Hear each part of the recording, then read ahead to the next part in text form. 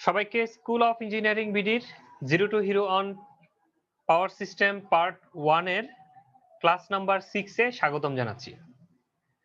আজকে আপনাদের কোর্সে যে জিনিসটি অফার করা ছিল অর্থাৎ লোড ফ্যাক্টর সম্পর্কিত যে সমস্যার সমাধান সেটি করানোর কথা ছিল, কিন্তু আমার কাছে মনে হয়েছে যে পাওয়ার প্ল্যান্টের আরো একটি গুরুত্বপূর্ণ জিনিস আপনাদের স্কিপ করে যাওয়া হয়েছে যখন কোর্স শিডিউল অফার করা হয়, সেটি আপনাদের জানা দরকার। সেজন্য সেই ক্লাসটি আজকে আমরা নিব এবং ক্লাস সংখ্যা সেজন্য বৃদ্ধি পাবে। অর্থাৎ যেটি 6 নম্বরে ছিল সেটি 7, যেটি 7 এ ছিল সেটি 8 এ চলে যাবে। তো আপনারা সেটি কারেকশন করে নিবেন, বুঝে নিবেন। তো আজকে যেটি শুরু করব সেটি হচ্ছে নন কনভেনশনাল সোর্স অফ এনার্জি।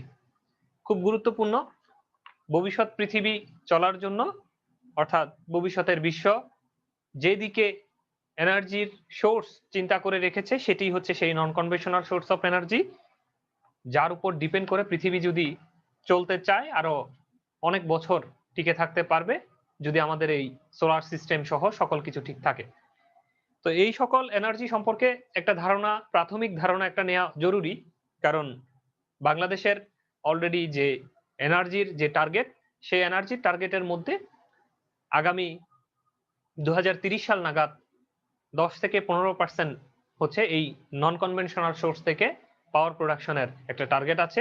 সেই ক্ষেত্রে নিত্য নতুন প্রতিদিন আপনার এই নন কনভেনশনাল সোর্স অফ এনার্জির পাওয়ার প্ল্যান্ট তৈরি হবে। সেখানে হয়তো আপনাদের কারো না হয় কারোর কর্মসংস্থানের সুযোগ হবে।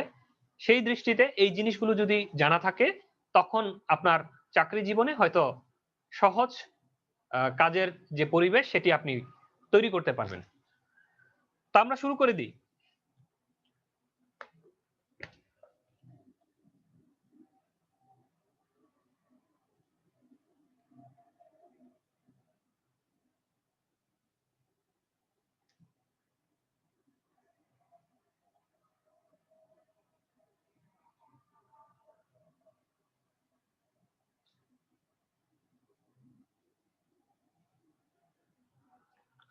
আচ্ছা, আরেকটি কথা বলে নিই। তো সেটি হচ্ছে কমিউনিকেশন বেঁচে ছিলেন আপনাদের সাথে। তো আপনারা এখানেও হয়তো অনেকেই আছেন যে পাবলিক ইউনিভার্সিটি, প্রাইভেট ইউনিভার্সিটি থেকে গ্রাজুয়েশন করেছেন, তো আছেনই, পাবলিক ইউনিভার্সিটি থেকেও আছেন। তো কমিউনিকেশন বেঁচে এমনই একজন আপনাদের সাথে ছিলেন, সৌরভ সরকার খুব সম্ভবত নাম। রুয়েট থেকে ছিলেন উনি, রেজিস্ট্রার ইঞ্জিনিয়ারের প্রস্তুতি নিচ্ছিলেন।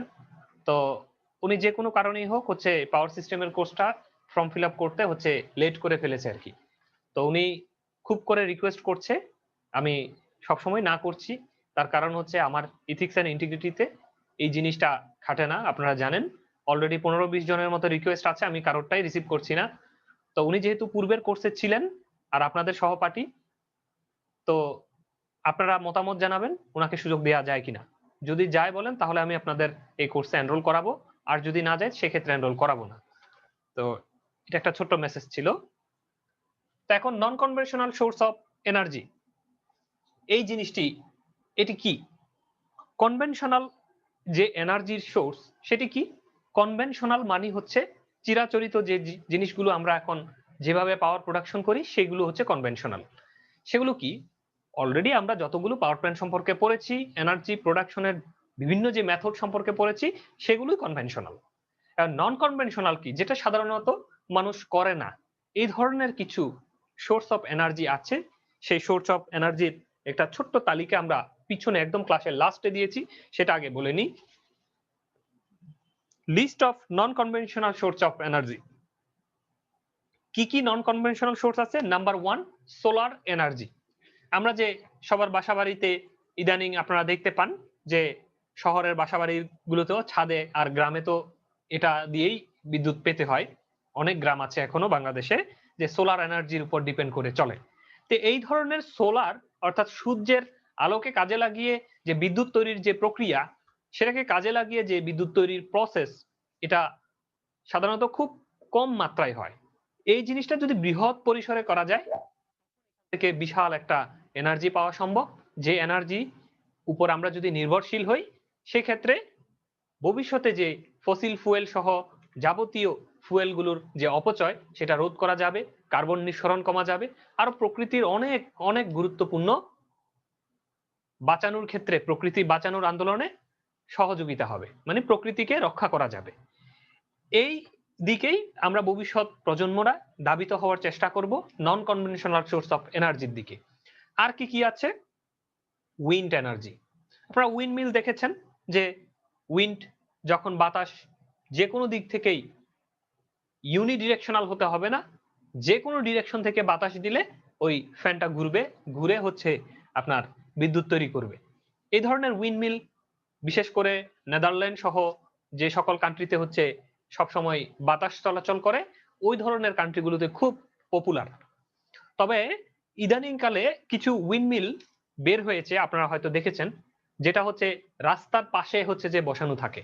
রাস্তার পারে যেরকম হাইওয়ে রোডের পাশে গাছ লাগানো থাকে না, ঠিক তেমনি বহির্বিশ্বে, উন্নত বিশ্বে এইখানে গাছের পরিবর্তে এই উইন্ডমিল গুলোকে লাগানো হয়। মানে এগুলো হচ্ছে যে কোনো ডিরেকশনে বাতাস আসলে ঘুরবে, খুব হালকা ঘুরবে, মানে এরকম কাভারে ইয়া করা আর কি, ফ্যানের ব্লেড গুলো একটু পেঁচানো, স্পাইরাল আকৃতির। তো বাতাস যে কোনো ডিরেকশনে আসলে স্পাইরাল জিনিসটাকে ঘুরায়, আমি ভিডিও নিয়ে দেখানোর চেষ্টা করব। তো ঘুরালে হচ্ছে সেখান থেকে খুব কম পরিমাণ বিদ্যুৎ পাওয়া যায়, আর সেই বিদ্যুৎকে কাজে লাগিয়ে হচ্ছে অনেকগুলো যখন একসাথে হবে একটা মোটামুটি মানের বিদ্যুৎ পাওয়া যায়। Biogas and biomass. বায়োগ্যাস আপনারা চিনেন, যে আমাদের যে বর্জ্যগুলো আছে, মানব বর্জ্য থেকে শুরু করে আমাদের যে খাওয়ার গৃহস্থালির যে বর্জ্য, সকল কিছু আমরা সেখানে যদি কোনো একটা জায়গায়, নির্দিষ্ট জায়গায় যদি জমা করে রেখে দিতে পারি, সেখানে মিথেন গ্যাস প্রডিউস হবে। সেই মিথেন গ্যাস থেকেই সাধারণত বিদ্যুৎ তৈরি হবে। অর্থাৎ গ্যাস যদি পাই, সেক্ষেত্রে আমরা সেখান থেকে তো বিদ্যুৎ তৈরি করতেই পারি। তো এইভাবে যে বায়োগ্যাস, বায়োমাস, হ্যাঁ, এই জিনিসগুলোর কনসেপ্ট গুলোকে বিল্ড আপ করে এনার্জি প্রোডাকশন করা হয়। এমএইচডি জেনারেটর আমরা আজকে দেখব। এমএইচডি জেনারেটর কি, এটা আপাতত এখন না বলি। জিওথার্মাল। জিওথার্মাল হচ্ছে যে আপনার মাটির মধ্যে তাপ আছে। আপনারা জানেন যে মাটির গভীরে যখন যাবেন সেখানে প্রচুর গরম, উপরে যেরকম ঠান্ডা প্রকৃতির বায়ুর কারণে, মাটির যত গভীরে যাওয়া যায় তত বেশি গরম। আপনারা এটার উদাহরণ হিসেবে জানবেন যে আমাদের এই মাটির যে কেন্দ্র, অর্থাৎ অনেকের মনে প্রশ্ন জাগতে পারে যে মাটি ফুটা করতে করতে করতে করতে আমরা আমেরিকায় ফুটা হয়ে বের হয়ে যেতে পারবো। অনেক ছোটবেলায় অনেক ধরনের মনে প্রশ্ন জাগে যে পৃথিবীর এপারে যদি বাংলাদেশ হয়, অপর পাশে কি আমেরিকা, তাহলে এটা ফুটা করে দিলে ওইদিকে চলে যেতে পারবো। আসলে এগুলো বাস্তবে সম্ভব না আর কি। তার কারণ হচ্ছে মাটির ঠিক মিডল পর্যায়ে যখন ফুটা করে মিডলে যাবেন, মিডলে যাওয়ার অনেক আগেই সেখানে প্রচুর গলিত লোহা, তারপরে হচ্ছে বিভিন্ন ধরনের যে মাটির বর্তমান যে রূপ দেখতে পাচ্ছেন, কার্বন, এই এই রূপগুলো সেখানে গলিত আকারে গরম, একদম লোহা যেরকম টকটকে গরম, গলে গলে নিচে যেরকম রস পড়ে, ঠিক এরকম গলিত লার্ভা সেখানে প্রতিনিয়ত ঘুরতেছে। পৃথিবী যেরকম যে সার্কেলে ঘুরে, ওই লার্ভা গুলো ওইরকম একটা নির্দিষ্ট অর্ডারে ঘুরতেছে। তাহলে সেখানে যখন যাবেন, এটা একটা সাগর আর কি, জাস্ট পানি যেরকম সাগর দেখতে পান, ওই মাটির গভীরেও হচ্ছে এই গলিত লার্ভাগুলোর সাগর আছে। তো সেখানে আপনি ডুবে মারা যাবেন আর কি। সেটার টেম্পারেচার এত হাই যে সেখানে আসলে কোনো কিছু টিকা সম্ভব না। তাহলে এটা দ্বারা কি বোঝা যায় যে পৃথিবী ধীরে ধীরে ঠান্ডা হচ্ছে। কোনো এক সময় পৃথিবীর উপরও কি ছিল, এই ধরনের গলিত লার্ভা ছিল, সেটা ধীরে ধীরে ঠান্ডা হচ্ছে। মাঝে মধ্যে আপনারা আগ্নেয়গিরি অগ্নুৎপাত, যে আগ্নেয়গিরি অগ্নুৎপাতের নাম শুনে থাকতে পারেন, যে সেখানে দেখা যায় যে অনেক লার্ভা বের হয়। এই যে গরম মানে তপ্ত যে লার্ভা, এটা কোত্থেকে বের হচ্ছে? এই ধরনের কোন একটা লিক পয়েন্ট বা কোন একটা উইক পয়েন্ট থাকে যেটা পৃথিবীর খুব কাছে, সেখান থেকে সেটা বেদ করে পৃথিবীর বাইরে চলে আসে। সেটাই এটার প্রমাণ আর কি। তো যে জিনিসটি বলতে চাচ্ছিলাম, যে এই ধরনের মাটির যত গভীরে যাওয়া যাবে, টেম্পারেচার তত রাইজ করতে থাকবে। মানে মাটির গভীরে কিন্তু অনেক তাপ। এই তাপটা আপনি যদি কাজে লাগাতে পারেন, 2-3 কিলোমিটার যদি মাটির গভীরে নিয়ে গিয়ে যদি সেখানে আপনার হিট কালেক্টর, মানে তাপকে গ্রহণ করবে, এই ধরনের কোনো একটা আপনি যদি পাত যদি সেখানে বসিয়ে আসতে পারেন, সেই পাতটা হিটের কারণে গরম হবে, আর সেই হিট ট্রান্সফার হয়ে উপরে আসবে, ঠান্ডা হবে, সেখানে স্টিম জেনারেটর লাগিয়ে বিদ্যুৎ তৈরি করবেন। এই ধরনের যে টেকনোলজি, সেটার নাম হচ্ছে জিওথার্মাল টেকনোলজি, মানে জিওথার্মাল এনার্জি বলা হয় আর কি। টাইডাল পাওয়ার, সাগরের যে আপনার এই প্রতিনিয়ত যে আপনার জোয়ার ভাটা হচ্ছে, জোয়ার ভাটা ছাড়াও আরেকটা জিনিস হচ্ছে ঢেউ হচ্ছে না, প্রতি সময় ঢেউ আসতেছে সাগরে। এই যে ঢেউ তরঙ্গকে কাজে লাগিয়ে যদি বিদ্যুৎ তৈরি করা যায়, মানে ঢেউটা আসলো, আসার পরে আপনি আটকাই ফেললেন, আর যাওয়ার সময় মানে ঢেউটা যখন চলে যাবে তখন একটা ফ্যান বা একটা পাখাকে ঘুরাবে। এইভাবে যদি ঘুরায় তখন যে বিদ্যুৎটা তৈরি হবে সেটা হচ্ছে tidal power. Fuel sell, fuel cell হচ্ছে আমাদের যে বর্তমানে বাজারে ফুয়েল পাওয়া যায়, অর্থাৎ পেট্রোল, অকটেন, এই ফুয়েলকে কাজে লাগিয়ে সেটার মাধ্যমে আপনার যদি কোনো বিদ্যুৎ তৈরি করা যায়, ফুয়েলকে জ্বালাবো না, ফুয়েলকে পুড়াবো না, ফুয়েলের শুধু কেমিক্যাল রিঅ্যাকশন করাবো। মানে ওই ফুয়েলের সাথে একটা পানির সাথে একটা বিক্রিয়া করাবো, বা ফুয়েলের সাথে বাতাসের সাথে একটা বিক্রিয়া করাবো, করাইয়া সেখান থেকে হাইড্রোজেনকে অপসারণ করে সেখান থেকে একটা কন্টিনিউ বিদ্যুৎ পাওয়ার চেষ্টা করব। ওই ফুয়েলটা আবার কাজে লাগানো যাবে, ওই ফুয়েলটা অপচয় হয়ে যাবে না, নষ্ট হবে না। ফুয়েল ফুয়েলের জায়গায় থাকবে, কিন্তু ফুয়েলটা বাতাসের সাথে বিক্রিয়া করে আরেকটা কেমিক্যাল রিঅ্যাকশনের মাধ্যমে আমাকে বিদ্যুৎ দিবে। এই যে কনসেপ্ট, সেটা হচ্ছে ফুয়েল সেলের কনসেপ্ট। আমি কিন্তু সব পড়া পড়াবো না, কারণ এগুলো একটা পড়া একটা ক্লাস। আমি কথাগুলো বলে নিচ্ছি এই জন্য, ফুয়েল সেল নিয়ে পড়ালাম, পুরো ফুয়েল সেল একটা ক্লাস। তাহলে পক্ষে কি সম্ভব? শুধু নন কনভেনশনাল এনার্জি দিয়ে 10টা ক্লাস করানো যাবে।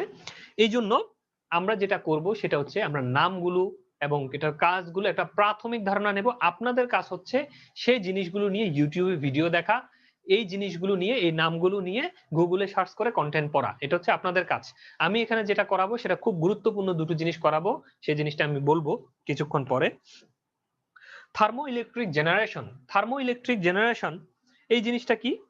এই জিনিসটা হচ্ছে আপনারা জানেন যে আমার তো আসলে ল্যাব সব ক্লোজ করে দিছি, নাহলে আজকে দেখাতাম। আচ্ছা আমি দেখি তারপরও আপনাদের 5 মিনিট বিরতি দিয়ে দেখাতে পারি কিনা। সেটা হচ্ছে যখন আপনার একটা থার্মোকুলার থাকবে, এই থার্মোকুলারের কাজ কি? কাজ হচ্ছে ওর এক পাশে ঠান্ডা দিতে হবে আর এক পাশে গরম দিতে হবে। এখন আপনি কোনো এক পাশে যদি ঠান্ডা দেন কিংবা গরম তাপ দেন, অপর পাশ অটোমেটিক ঠান্ডা হয়ে যাবে। এখন যদি আপনি অপর পাশে ঠান্ডা দেন, এই পাশে গরম দেন, তার থেকে বিদ্যুৎ তৈরি হবে। এই যে টেম্পারেচার ডিফারেন্স করে যে কোনো একটা মেশিন বা কোনো একটা সার্কিট থেকে যে বিদ্যুৎ পাওয়া যায়, এই যে কনসেপ্ট, সেটাই হচ্ছে বেসিক্যালি থার্মো ইলেকট্রিক জেনারেশন। এই জিনিসটি অনেক জায়গায় করা যায়, যেমন হচ্ছে রোডে প্রচুর সূর্যের তাপ পড়ে, তো সেখানে রোড সাধারণত সূর্যের তাপে কি থাকে? গরম থাকে। এখন রোডের নিচে যদি এই ধরনের বিশাল বড় প্লেটের থার্মো ইলেকট্রিক কুলার যদি স্থাপন করে দেওয়া যায়, সেক্ষেত্রে উপরে গরম থাকবে আর নিচের দিকে রোডে মাটির সাথে লাগানো থাকবে, সেখানে ঠান্ডা থাকবে। এই দুইটার যে টেম্পারেচারের ইফেক্ট, সেটাই কাজে লাগিয়ে সেখান থেকে বিদ্যুৎ পাওয়া সম্ভব। এই যে টেকনোলজি, সেটা হচ্ছে thermo electric generation. Thermionic converter, thermionic converter নিয়ে আমি কম পড়াশোনা করেছি, আপনারা তারপর দেখে নেবেন, নাম একটা পেয়েছি লিখে দিয়েছি আর কি, এই ধরনেরই একটা কিছু। তো আজকে যেটি শিখবো, সোলার এনার্জি, এমএইচডি জেনারেটর, এই দুটো খুব গুরুত্বপূর্ণ। এই জন্যই আমি এই সোলার এনার্জির সম্পর্কে ডিটেলস, এমএইচডি জেনারেশনের সম্পর্কে ডিটেলস আপনাদেরকে পড়াবো। তবে বাকি যে জিনিসগুলো আমি বলেছি আপনাদেরকে শীট প্রোভাইড করব, সেই শীটে এই যে নামগুলো পেয়েছেন অবশ্যই মনে করে প্রতিটা জিনিস সম্পর্কে আপনারা দেখে নেবেন, এতে করে উন্নত বিশ্বের সাথে তাল মিলাতে আপনাদের সহজ হবে। তো আমরা সোলার পাওয়ার সম্পর্কে পড়াশোনা শুরু করি।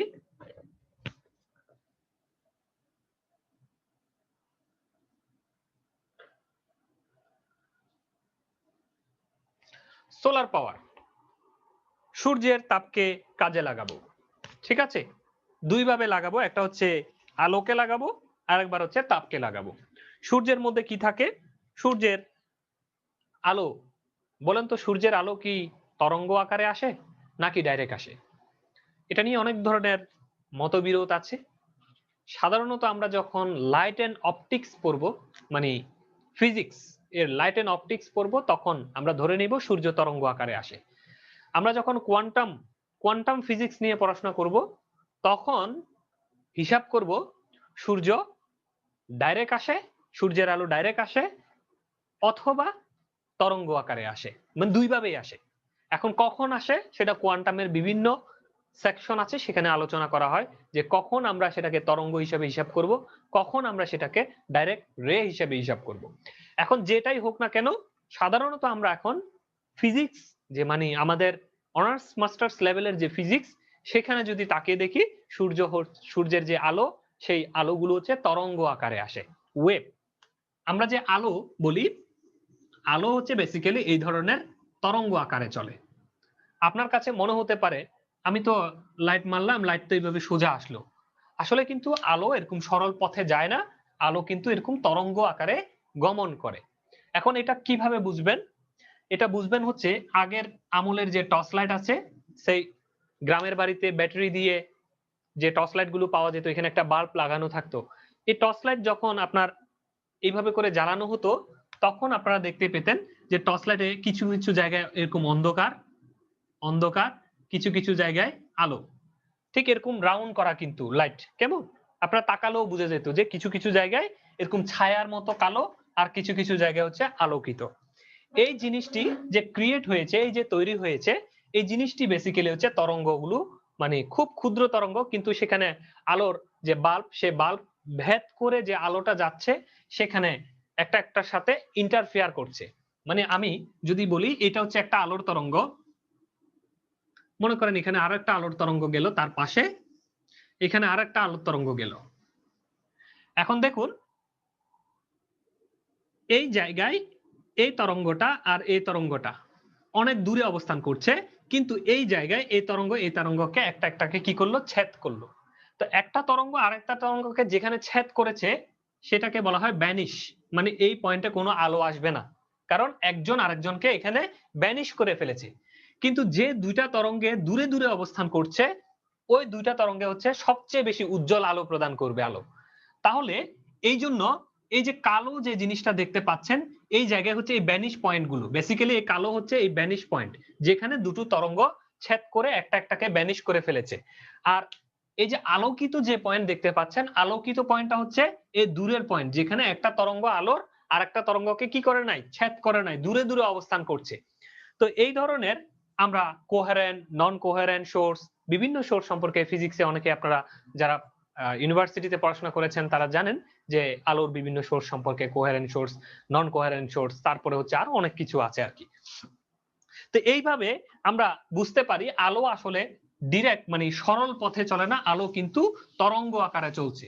এখন এই আলোর ভিতরে আরো যত ঢুকবেন, আলোর ভিতরে যখন ঢুকবেন, তখন দেখবেন যে আসলে আলো কখনো তরঙ্গ কখনো সরল পথে চলে। সেটা কোয়ান্টাম ফিজিক্সের ক্ষেত্রে বললাম আর কি। তা এখন আমার যে মূল উদ্দেশ্য, এই যে সোলার পাওয়ার, সূর্য থেকে যে আলো আসছে, এটা হচ্ছে আমাদের সেই হ্যাঁ ছোটবেলার সূর্যি মামা। এই সূর্য মামার থেকে কি করছে, আলো আসছে পৃথিবীতে। আলো কিভাবে আসছে, এইভাবে তরঙ্গ আকারে আসছে।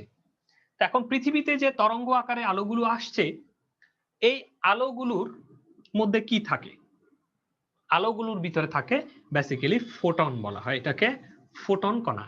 এই জন্য আলো যেহেতু সরাসরি তরঙ্গ আকারেও চলে না, আবার যেহেতু সরল পথেও চলে না, এটা নিয়ে একটা ঝামেলা আছে। মানে তরঙ্গ সরল পথ দুই কন্ডিশনে আমাদের হিসাব করতে হয়। এই জন্য এই কণার নাম দেওয়া হয়েছে ফোটন কণা। এই আলোর যে ফোটন, এখন থেকে আমরা আলোর তরঙ্গ বলবো না, আলোর সরল রেখাও বলবো না, আলোর যে ফোটন কণাগুলো আছে, এই ফোটন কণাগুলো যখন কোনো একটা পদার্থের মধ্যে আঘাত করে, ওই পদার্থের অবস্থার উপর ভিত্তি করে ওই পদার্থ থেকে একটা দুর্ঘটনা তৈরি করে। সে জিনিসটি কি, একটা দেখেন আলোর ফোটন কণা, মনে করেন একটা বালির, আমাদের যে বালির কণা আছে, এই বালির কণার মধ্যে আঘাত করলো, কি সমস্যা, কিউ কম বিটিডি।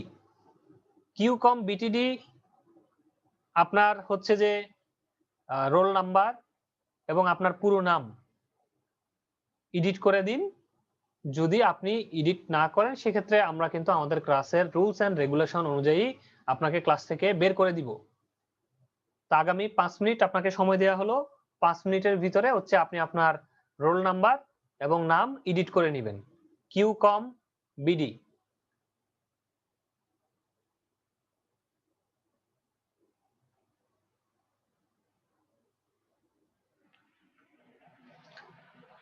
মনে করেন বালি, তাহলে বালির গায়ের উপরে ফোটন কণা পড়লো। ফোটন কণা যখন বালির গায়ের উপরে পড়লো তখন বালিতে একটা ঘটনা ঘটবে, মানে তার এখানের যে ইলেকট্রনিক যে বিন্যাস ছিল সেই বিন্যাসের গায়ের উপরে একটা আঘাত তৈরি করবে। এই যে প্রসেস, এই যে নিয়ম, এটার উপর বেস করে আমরা সোলার টেকনোলজিটাতে আগাবো। তাহলে চলুন আমরা দেখে নিই একটা সোলার সেল। প্রথমে আমরা একটা সোলার সেল সম্পর্কে পড়াশোনা করব, কিভাবে বিদ্যুৎটা তৈরি হচ্ছে, আপনারা কিভাবে বানাতে পারবেন এটা। এই বিদ্যুৎ তৈরির প্রসেসটা যদি একজন ইঞ্জিনিয়ার হিসেবে আপনার জানা না থাকে, তাহলে শুধুমাত্র একটা বাজার থেকে প্যানেল কিনে নিয়ে এসে, কন্ট্রোলার কিনে নিয়ে এসে, ব্যাটারি কিনে নিয়ে এসে, লাইট ফ্যান আপনিও তো লাগাতে পারেন, একজন ইলেকট্রিশিয়ানও লাগাতে পারে, তাই না? তো একজন ইলেকট্রিশিয়ান আর আপনার মধ্যে পার্থক্য কোথায় হবে? পার্থক্যটা হবে আপনি সূর্যের আলোটা পড়ে কিভাবে বিদ্যুৎটা তৈরি হচ্ছে সেটা জানেন, কিন্তু সে জানে না। সে জানে যে প্লেটের উপরে আলো পড়লে বিদ্যুৎ তৈরি হয়, তার নলেজ থাকবে ওই পর্যন্ত, কিন্তু আপনারটা থাকবে আর একটু ডিপে। এই জন্যই আপনাকে এটা জানতে হবে। আমরা সোলার সেল নিয়ে কথা বলছি। আমি আগে একটা চিত্র আঁকি।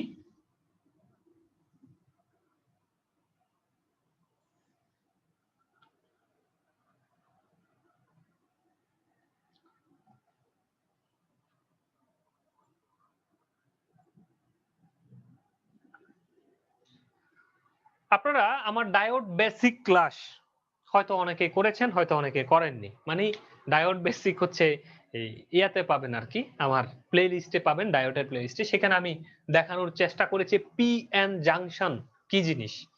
আমরা আবার একটু ক্লাসের স্বার্থে বলে নিব। মানে আপনি করলেন কি, বালি আছে না, মরুভূমি থেকে বালি নিয়ে আসলেন।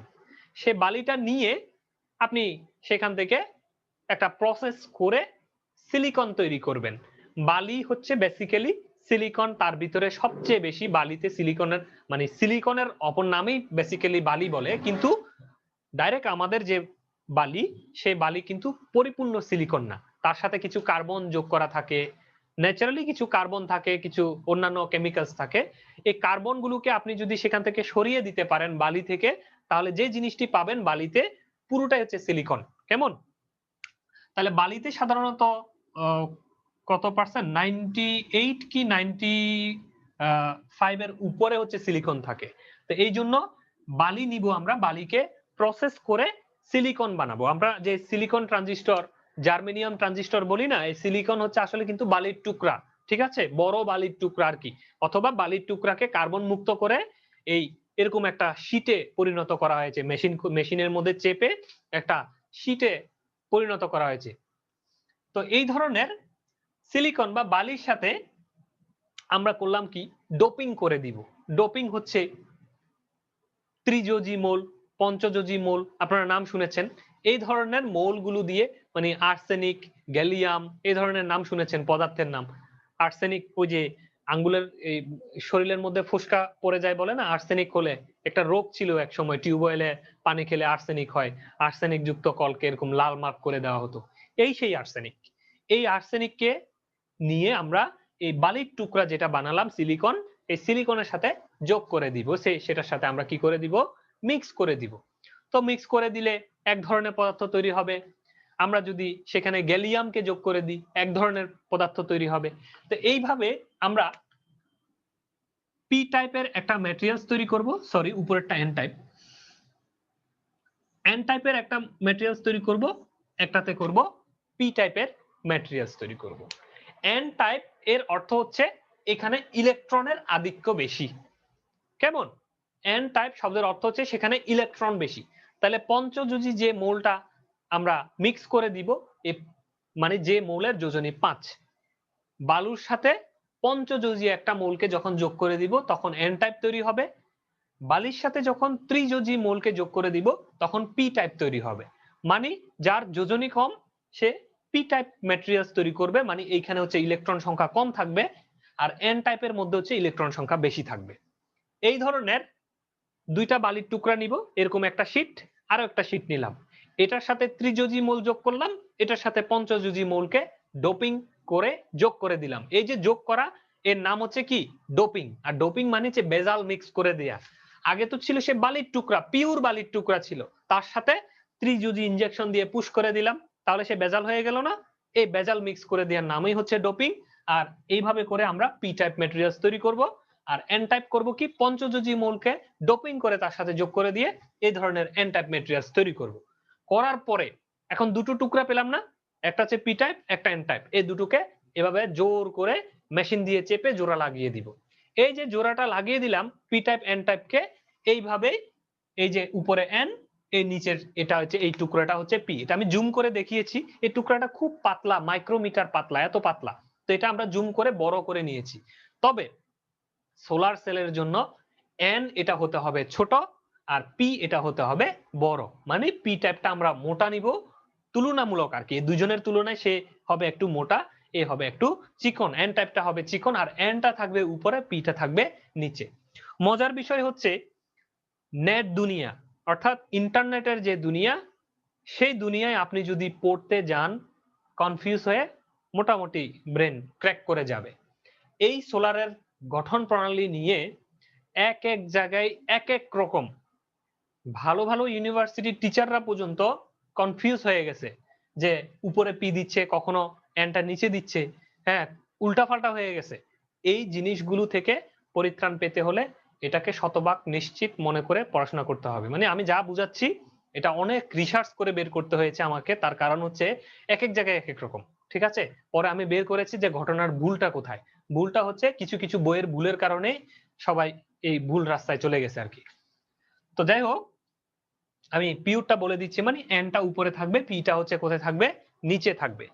এরপরে আসেন, এখন এই যে দুইজনকে জোড়া লাগালো, এই হচ্ছে ডট লাইন। আমি যে ডট লাইনটা দিয়েছি এটা হচ্ছে সেই জোড়া, মানে পি এর টুকরাটা আর এন এর টুকরাটাকে আপনি জোড়া লাগালেন। এখন জোড়া লাগানোর পরে এই জায়গায় একটা ঘটনা ঘটবে। ঘটনা কি ঘটবে? আচ্ছা, এন টাইপে কি ছিল? এন টাইপে ছিল তো এখানে তো ইলেকট্রন বাবাদের রাজত্ব, প্রচুর ইলেকট্রন ছিল। এই হচ্ছে এই মাইনাস দিয়ে আমি বুঝাচ্ছি এটা হচ্ছে ইলেকট্রন। ওকে, তার মানে কি এখানে হোল ছিল না? ছিল, হোল ছিল।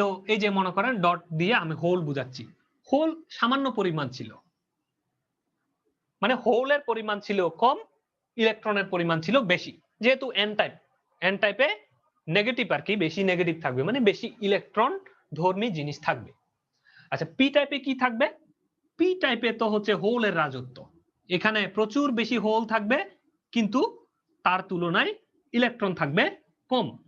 তাহলে আমরা মেজরিটি চার্জ ক্যারিয়ার এবং মাইনরিটি চার্জ ক্যারিয়ার যদি বলি, মেজরিটি এবং মাইনরিটি, মানে মাইনরিটি মানে আমরা আর কি, বলে না সংখ্যালঘু, সেই সংখ্যালঘু আর কি। হ্যাঁ, মাইনরিটি মনে করেন এই পিতে, এটা এখানে আমরা মাইনরিটি, আর আপনারা যারা আছেন তারা মেজরিটি। ঠিক আছে, মানে মাইনরিটি চার্জ ক্যারিয়ার হচ্ছে ইলেকট্রন, মেজরিটি চার্জ ক্যারিয়ার হচ্ছে হোল। কোথায়?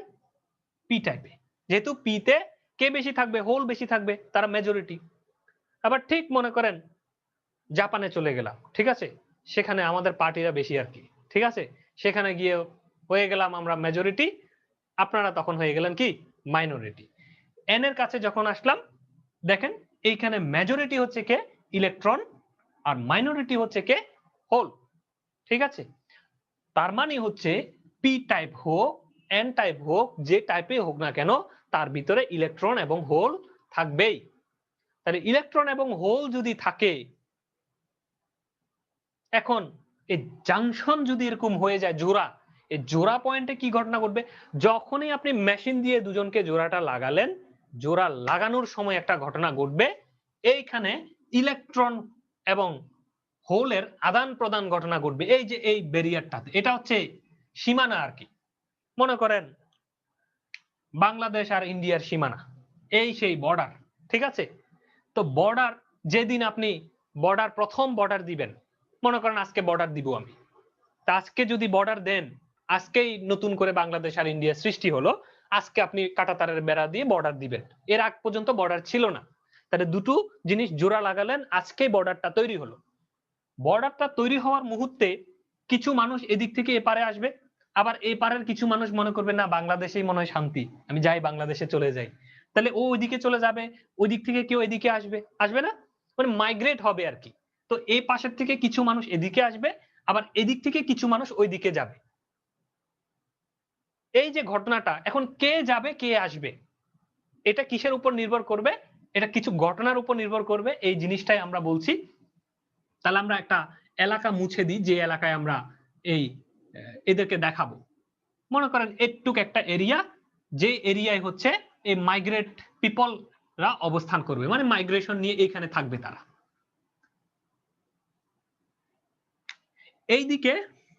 এইদিকে হোল, সব হোল চলে আসবে। কেন আসবে বলবো। এদিকে ইলেকট্রন আসবে সব। এটা মনে রাখার সহজ উপায় হচ্ছে বিপরীত ভাবে অবস্থান করবে। এন টাইপের কাছে হোল, পি টাইপের কাছে ইলেকট্রন। নরমালি এই ইলেকট্রন গুলো কার? এন এর। এন এর ইলেকট্রন পির সীমানায় এসে, মানে পির বাউন্ডারির দিকে ঢুকে যাবে, আবার পি এর হোল গুলো এন এর বাউন্ডারিতে গিয়ে উঠে যাবে। এখন এই ঘটনাটা কেন হলো? তার কারণ হচ্ছে বিপরীত মেরু পরস্পরকে আকর্ষণ করে। তাহলে বিপরীত ধর্মী যে কোনো কিছু কি করে? পরস্পরকে আকর্ষণ করে। একটা ছেলে যতই সুন্দর করে সাজে যাক, তাকাবেন ছেলের দিকে? তাকায় না। ওই মেয়ে একটা গেলে তার দিকে কিন্তু তাকায় থাকে। তার মানে বিপরীত দিকে আপনাকে কি করবে? অলওয়েজ আকর্ষণ করবে। এই জন্য এই বাউন্ডারি লাইন এর এদিকে হচ্ছে এন, তো এইখানে যত পি ছিল না, এই পি গুলোকে আকর্ষণ করে সে তার দিকে নিয়ে গেছে। আবার বাউন্ডারি লাইনের এদিকে ছিল পি, তো ওইদিকে এন এর যতগুলো ইলেকট্রন আছে তার কিছু পরিমাণ ইলেকট্রন সে এখানে তার দিকে আকর্ষণ করে নিয়ে আসছে। আসার পরে এখন এই যে এন এবং পি এর, মানে ইলেকট্রন এবং হোলের এখানে একটা বিশাল বড় সৈন্য বাহিনীর মতো লাইন তৈরি হয়েছে। ঠিক আছে, এই লাইনের নাম হচ্ছে ডিপ্লেশন লেয়ার। তাহলে আমরা আজকে শিখলাম এটার নাম হচ্ছে কি? Depletion layer.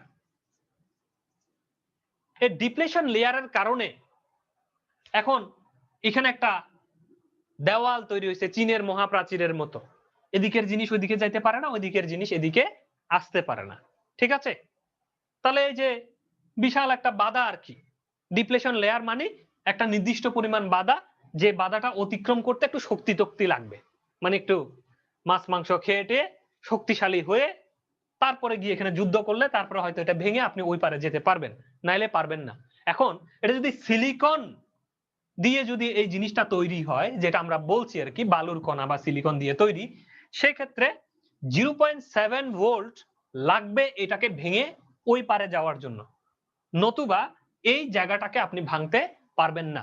এই যে সৈন্যরা দাঁড়াই গেল, বিপরীত সৈন্য কিন্তু ওইদিকে হোলের সৈন্য, এদিকে ইলেকট্রনের সৈন্য, ওরা ওই দিক থেকে ইলেকট্রনকে আসতে দিবে না, কারণ ওই দিক থেকে যখন ইলেকট্রন এদিকে আসতে চাইবে তখন এই ইলেকট্রন গুলোই বাধা দিবে, কারণ বিপরীত তো, সমধর্মী। আচ্ছা, আমি ব্যাটারিটা একটু চেঞ্জ করে আসি। এত দ্রুত শেষ হয়ে গেল কেন আজকে ব্যাটারিটা, বুঝলাম না।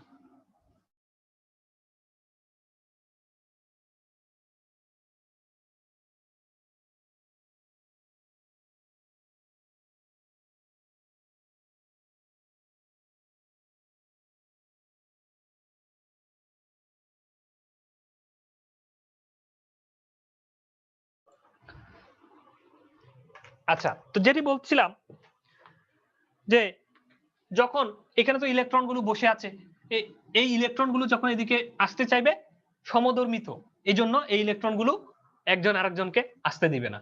আপনি দিবেন? একটা মেয়ে বিয়ে করে মনে করেন সংসার করছে, সে চাইবে না তার সংসারে অন্য আরেকটা মেয়ে আসুক। ঠিক আছে, 103, 203, হ্যাঁ, তারপরে কত কিছু লেখেন না আপনারা, 204, এই ধরনের সংখ্যা আর কি। তো এই ধরনের কেউ চাইবে না। তাহলে এই যে ইলেকট্রন গুলো এখানে বসে আছে, তাহলে এই সমধর্মী আবার ইলেকট্রনকে সে আসতে দিবে না। আবার হোল গুলো ওইদিকে বসে আছে, এদিকের হোল গুলো যেন ওইদিকে না যায়, এই হোল গুলো চাইবে না ওইদিকে যাক। এই জন্য এইখানে একটা বাধা তৈরি হবে। এই বাধাটার মানে সংযোগ রেখা বরাবর বা বর্ডার বরাবর একটা বাধা তৈরি হবে, তার নাম হচ্ছে ডিপ্লেশন লেয়ার। আর সেটা সিলিকন এর ক্ষেত্রে কত? 0.7 ভোল্ট প্রয়োজন। আর এটা যদি জার্মেনিয়াম ওয়েফার দিয়ে তৈরি করেন তাহলে 0.3 ভোল্টের এই ব্যারিয়ারটা ক্রিয়েট হবে। এখন এই যে ডিপ্লেশন লেয়ার, এত কথা কেন বলছি? কি বলে সোলার পড়াইতে আসছি, ডায়োড পড়াই ফেলতেছি, তাই না? মজার বিষয় এইখানে, ঠিক আছে, দেখতে হবে। তো সেটা হচ্ছে যখন এই যে এই পাতলা লেয়ারটা, এগুলো কিন্তু খুব পাতলা। এই জায়গা আমরা যদি মাপি মাইক্রোমিটার, এত পাতলা। ঠিক আছে, এই জায়গায় যখন আমাদের সেই সূর্যি মামার আলোটা আসবে, এই যখন সূর্যের আলো এই জায়গায় পতিত হবে, মানে ফোটন কণা যখন এইভাবে আসবে, তখন ওরা এসে এই রাস্তা, এখানে তো ফাঁকা, এখানে তো অনেক গ্যাপ, এখান দিয়ে ঢুকে এই যে ডিপ্লেশন লেয়ারের মধ্যে আসবে। মানে সহজ কথায় সূর্যের আলো এই ডিপ্লেশন লেয়ারে আসবে। এখন এই ডিপ্লেশন লেয়ার নিয়ে কিছু কথা বলার আছে আমার। ডিপ্লেশন লেয়ার মানে দুই জনের একটা ব্যারিয়ার। ডিপ্লেশন লেয়ার মানে 0.7 ভোল্টের একটা ভোল্টেজ পার্থক্য। কিন্তু ডিপ্লেশন লেয়ার মানে আরো একটা বিষয় আছে, যেটা আপনারা অনেকে বুঝে গিয়েছেন, হয়তো অনেকে বুঝেননি, একটু ভেঙে বলি। ডিপ্লেশন লেয়ার মানে হচ্ছে no man's land region, just আমাদের সীমানা। নো ম্যানস ল্যান্ড মানে কি, এখানে কাঁটাতারের বেড়া দেওয়া হলো, আপনার দেশ আর আমার দেশের সীমানা, এটা ঠিক 40 মিটার, এখান থেকে এদিকে 40 মিটার পর্যন্ত এই এরিয়ায় কোনো মানুষ আসতে পারবে না। এই এরিয়ায় যদি কোনো মানুষ আসে, সে সন্ত্রাসী হিসেবে পরিগণিত হবে, তাকে গুলি করলেও, তাকে হত্যা করলেও কোনো ধরনের কি থাকবে না, আইন থাকবে না। এখন আমরা কি সেটা জানি? নো ম্যানস ল্যান্ডের হিস্ট্রি আছে, কিন্তু নো ম্যানস ল্যান্ড মানে এই এদিকে 40 ফিট কি 40 মিটার, আমার স্মরণে আসছে না, মিটার অথবা ফিট যে কোনো একটা, এদিকে 40 মিটার, এদিকে 40 মিটার, এই এরিয়ায় কিন্তু কেউ আসতে পারবে না। আপনার দেশের নাগরিকও আসতে পারবে না, ওই দিকের দেশের নাগরিকও আসতে পারবে না। যদি কেউ আসে, তাকে গুলি করলে প্রতিপক্ষ, সেটার কোনো বিচার হয় না, আন্তর্জাতিক আদালতে তার কোনো বিচার নাই। এই যে নো ম্যানস ল্যান্ড, ঠিক তেমনি এই যে সীমানা মধ্যরেখা, এই বরাবর এইখানে যতগুলো ইলেকট্রন আছে ঠিক ততগুলো প্রোটন এই আছে, হোল আছে। মানে একজন আরেকজনকে ক্যান্সেল আউট করেছে, একটা ইলেকট্রনের জন্য একটা হোল, আর একটা ইলেকট্রনের জন্য আর একটা হোল, কারণ বিপরীত তো। তাহলে এইখানে ইলেকট্রন এবং হোলের সংখ্যা সমান হওয়ায় এই জায়গাটাতে, এই জায়গাটাকে বলা হয় নিউট্রাল রিজিয়ন। নিউট্রাল রিজিয়ন মানে এই জায়গায় আসলে কোনো চার্জই নাই, কোনো চার্জ নাই। কথাটা কেন বললাম? এইখানে ইলেকট্রন আছে, এইখানে হোল বেশি আছে, কিন্তু এই জায়গায় কি আছে যদি বলি, ইলেকট্রন হোল সমান সমান আছে। তাহলে ইলেকট্রন হোল যদি সমান সমান থাকে, তাহলে কি হয়? সেখানে চার্জ একজন আরেকজনকে ক্যান্সেল করে ফেলে না? ওই যে আলো যেরকম একজন একজনকে ক্যান্সেল করেছিল, অন্ধকার করে ফেলেছিল, ঠিক তেমনি এই ইলেকট্রন হোল যদি সমান সমান থাকে, তাহলে এই রিজিয়নটাতে আসলে বেসিক্যালি কোনো চার্জই নাই। মানে ইলেকট্রনের বেশিও নাই, হোলও বেশি নাই, দুজন সমান সমান আছে, নিউট্রাল পজিশনে আছে। এই নিউট্রাল পজিশনে, এটাই হচ্ছে একটা ফার্টাইল পজিশন। এই পজিশনটাতে যদি কোনো এই ধরনের আলোর ফোটন কণা যদি আপতিত হয়, আলোর ফোটন কণা যদি এই জায়গায় গিয়ে আঘাত করে, তখন এই জায়গায় কি আছে সেটা আমরা একটু দেখি। এই জায়গায় আছে বেসিক্যালি সিলিকন, শুধু সিলিকন। কেন? আসলে এই পুরো প্লেটটাই তো সিলিকনের, বালির টুকরা ছিল, পুরো প্লেটটাই তো বালির টুকরা ছিল। এইখানে ইলেকট্রন বেশি, এইখানে ইলেকট্রন কম, হোল বেশি। ইলেকট্রন কম মানে হোল বেশি, নিচে হোল বেশি, উপরে ইলেকট্রন বেশি। কিন্তু এই জায়গায় এই ব্যালেন্স, এই জায়গায় ব্যালেন্স ব্যান্ড, এই জায়গায় কি ডিপ্লেশন লেয়ারের এই জায়গাটাতে ব্যালেন্স ব্যান্ড, মানে এই জায়গায় ইলেকট্রন হোল সমান ব্যালেন্সে আছে। তো ব্যালেন্সে যদি থাকে, এই জোনটাতে কি আছে? এই জোনটাতে ইলেকট্রনও বেশি নাই, হোলও বেশি নাই, তাহলে কি আছে? শুধু সিলিকন আছে। ঠিক আছে, যেহেতু পুরোটাই বালির টুকরা, তাহলে এই জায়গাটাতে শুধু সিলিকন আছে। ওরা ওরা একজনকে ক্যান্সেল করলে বাকি থাকলো কে? শুধু বালি বা সিলিকন। এখন আমরা যদি সিলিকনের ইলেকট্রন বিন্যাস যদি তাকাই দেখি, এই সিলিকন এই জায়গায় যে ছিল তার ইলেকট্রন বিন্যাসটা হচ্ছে এরকম।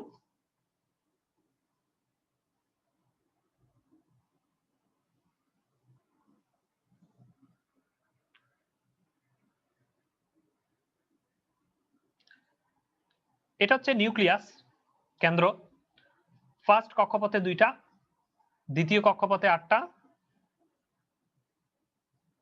ওকে, তৃতীয় কক্ষপথে 4টা, টোটাল 14। সিলিকনের ইলেকট্রন বিন্যাস হচ্ছে 14। এখন এই জায়গাটাতে তাহলে কে আছে? এই ডিপ্লেশন রিজিয়নে ইলেকট্রনও নাই, হোলও নাই, মানে আসলে দুজনেই আছে, কিন্তু একজন একজনকে ক্যান্সেল করে নাই হয়ে গেছে আর কি। তাহলে এই জায়গাটাতে আছে শুধু সিলিকন, মানে বালির টুকরাটাই আছে। এই বালির টুকরা বা সিলিকনে যদি এই সূর্যের ফোটন কণা যদি আঘাত করে তখন একটা ঘটনা ঘটবে, তখন এই যে বাইরের যে শেষ কক্ষপথের যে ইলেকট্রন, এই ইলেকট্রনকে আঘাত করবে, আঘাত করে তার এই জায়গা থেকে স্থানচ্যুতি ঘটাবে। তাহলে এখানে আঘাত করার সাথে সাথে ইলেকট্রন এইভাবে বের হয়ে যাবে, এই ইলেকট্রনটা বের হয়ে যাবে এই শেষ কক্ষপথ থেকে, মনে করেন একটা বের হয়ে গেল। তাহলে সিলিকন, এই যে সিলিকনের টুকরা, এই সিলিকনের টুকরা থেকে শেষ কক্ষপথের একটা ইলেকট্রনকে এই আলোর ফোটন বের করে দিল। এখন একটা ইলেকট্রন বের হলে এখানে কি তৈরি হয়? অসামঞ্জস্যতা তৈরি হয় না? আগে তো তারা ব্যালেন্স ছিল, আগে বালুর কণা ছিল, কিন্তু এখন কি হলো? এখন তার ভিতর থেকে একটা ইলেকট্রন সরে গেছে, আর একটা ইলেকট্রন সরে গেলে তার মধ্যে একটা হোল তৈরি হয়। হোল তৈরি হওয়া মানে হচ্ছে তার একটা খালি জায়গা তৈরি হয়। এই যে ইলেকট্রন সরে গেছে তার জায়গায়, তো এখানে কি তার একটা সিট ছিল, তো তার নামে একটা সিট বরাদ্দ ছিল, এই সিটটা এখন খালি হয়ে যায়, এই খালিটাকেই বলা হয় হোল। আপনারা অনেকেই হয়তো মনের ভিতরে প্রশ্ন ঘুরপাক খাচ্ছিল, এই হোল আবার কি জিনিস রে বাবা, এটা আবার কি? ইলেকট্রন তো না হয় শোনা যায় ইলেকট্রন, প্রোটন, নিউট্রন, এই হোলটা কি? হোলটা হচ্ছে সিট, প্রধান শিক্ষকের সিট, সেই সিটটা থেকে প্রধান শিক্ষককে সরিয়ে দিলাম, চেয়ারটা ফাঁকা, দিস ইজ কল্ড হোল। এই জায়গায় ইলেকট্রন ছিল, ওই ইলেকট্রন গুলোকে এখান থেকে সরিয়ে দিয়েছি, কেমিক্যালি পারি, যেভাবে পারি আমি এখন থেকে ক্ষমতা দিয়ে, রাজনৈতিক পাওয়ার দিয়ে সরিয়ে দিয়েছি।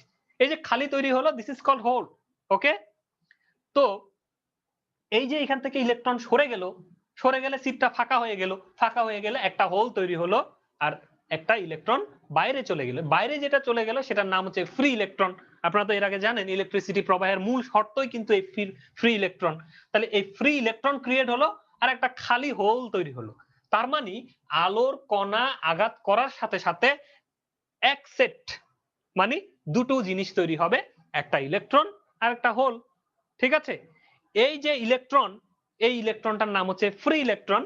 তাহলে এখন ফ্রি ইলেকট্রনকে এই জায়গা থেকে যখন আমি বের করে দিলাম, এই জায়গা থেকে যখন বাড়ি মেরে বের করে দিলাম, আলোর কণা, ফোটন কণা যখন এখানে বাড়ি মেরে তাকে বের করলো, এই ফ্রি রিজিয়ন থেকে ইলেকট্রন তৈরি হবে।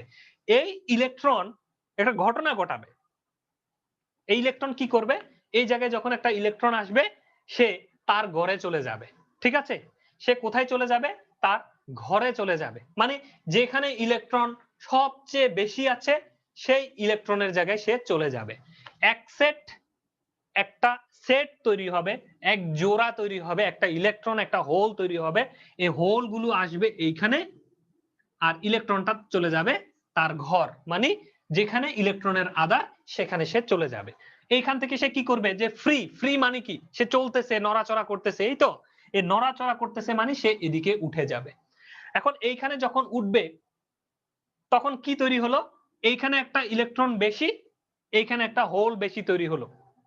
এইভাবে যখন এইখানে আলোর কণা, হাজার হাজার আলোর কণা যখন, হাজার হাজার ফোটন কণা যখন এই ডিপ্লেশন রিজিয়নটাতে আঘাত করতে থাকবে, তখন এই ডিপ্লেশন রিজিয়নে বারবার এক সেট হোল এবং ইলেকট্রন তৈরি হবে। হোল এবং ইলেকট্রন তৈরি হলে হোল গুলো এখানে যাবে, ইলেকট্রন গুলো ওখানে যাবে, হোল গুলো এখানে আসবে, ইলেকট্রন ওখানে যাবে। তার মানে এভাবে যেতে যেতে এখানে প্রচুর ইলেকট্রন তৈরি হবে, প্রচুর ইলেকট্রন চলে আসবে, আর এখানে প্রচুর হোল তৈরি হবে, মানে হোল গুলো এখানে চলে আসবে, ইলেকট্রন গুলো ওখানে যাবে। এখন এই দুই মাথায় আমরা যদি একটা তার লাগিয়ে, এইখানে যদি একটা তার লাগিয়ে দিই এন এর সাথে, আর এই পি এর সাথে যদি একটা তার লাগিয়ে দিই, তাহলে এই দুই মাথায় একটা পটেনশিয়াল ডিফারেন্স দেখতে পাবো। মানে এখানে ইলেকট্রনের আধিক্য থাকার কারণে, এখানে হোলের আধিক্য থাকার কারণে দুইজনের মধ্যে একটা পটেনশিয়াল ডিফারেন্স বা ভোল্টেজ পাওয়া যাবে। সেই ভোল্টেজটাকে কাজে লাগিয়ে আমরা কি করব? কোন লোড চালাবো। এখন আসেন, এটা মুছে দিলাম, কেমন ডিপ্লেশন লেয়ার শব্দটা তো থাকতেই হবে এমন কোনো কথা নেই, তাই না? আমরা এইখানে একটা বাতি লাগিয়ে দিলাম, এইভাবে মনে করেন একটা বাল্ব লাগিয়ে দিলাম। এখন এইখানের ইলেকট্রন গুলো কি করে বলেন তো? আচ্ছা, এখানেই আসেন, এখানে একটা সিট ফাঁকা হলো, এটা হচ্ছে সিট, আর এটা হচ্ছে ইলেকট্রন, মানে এটা হচ্ছে হোল আর এটা হচ্ছে ইলেকট্রন। আচ্ছা, এই ইলেকট্রন কি করতে চায়? সেও চায় যে এই সিটে আবার চলে যাই। আমি তো প্রধান শিক্ষক ছিলাম, বিশাল গুণীজন ব্যক্তি ছিলাম, মান সম্মান ছিল, এখন তো রাস্তায় ঘুরতেছি। সেও চায় এই সিটটাতে নিয়ন্ত্রণ নিতে, পুনর্দখল করতে, সেই সিটটাতে ফিরে আসতে চায়। আবার এই হোলটা, এই পুরো এই যে ইলেকট্রন বিন্যাসটা দেখতেছেন সিলিকনের, এরা সবাই চায় এই সিটটা ফাঁকা না থাকুক, ওর বাচ্চাটা এখানে আবার ফিরে আসুক, এরাও চায়।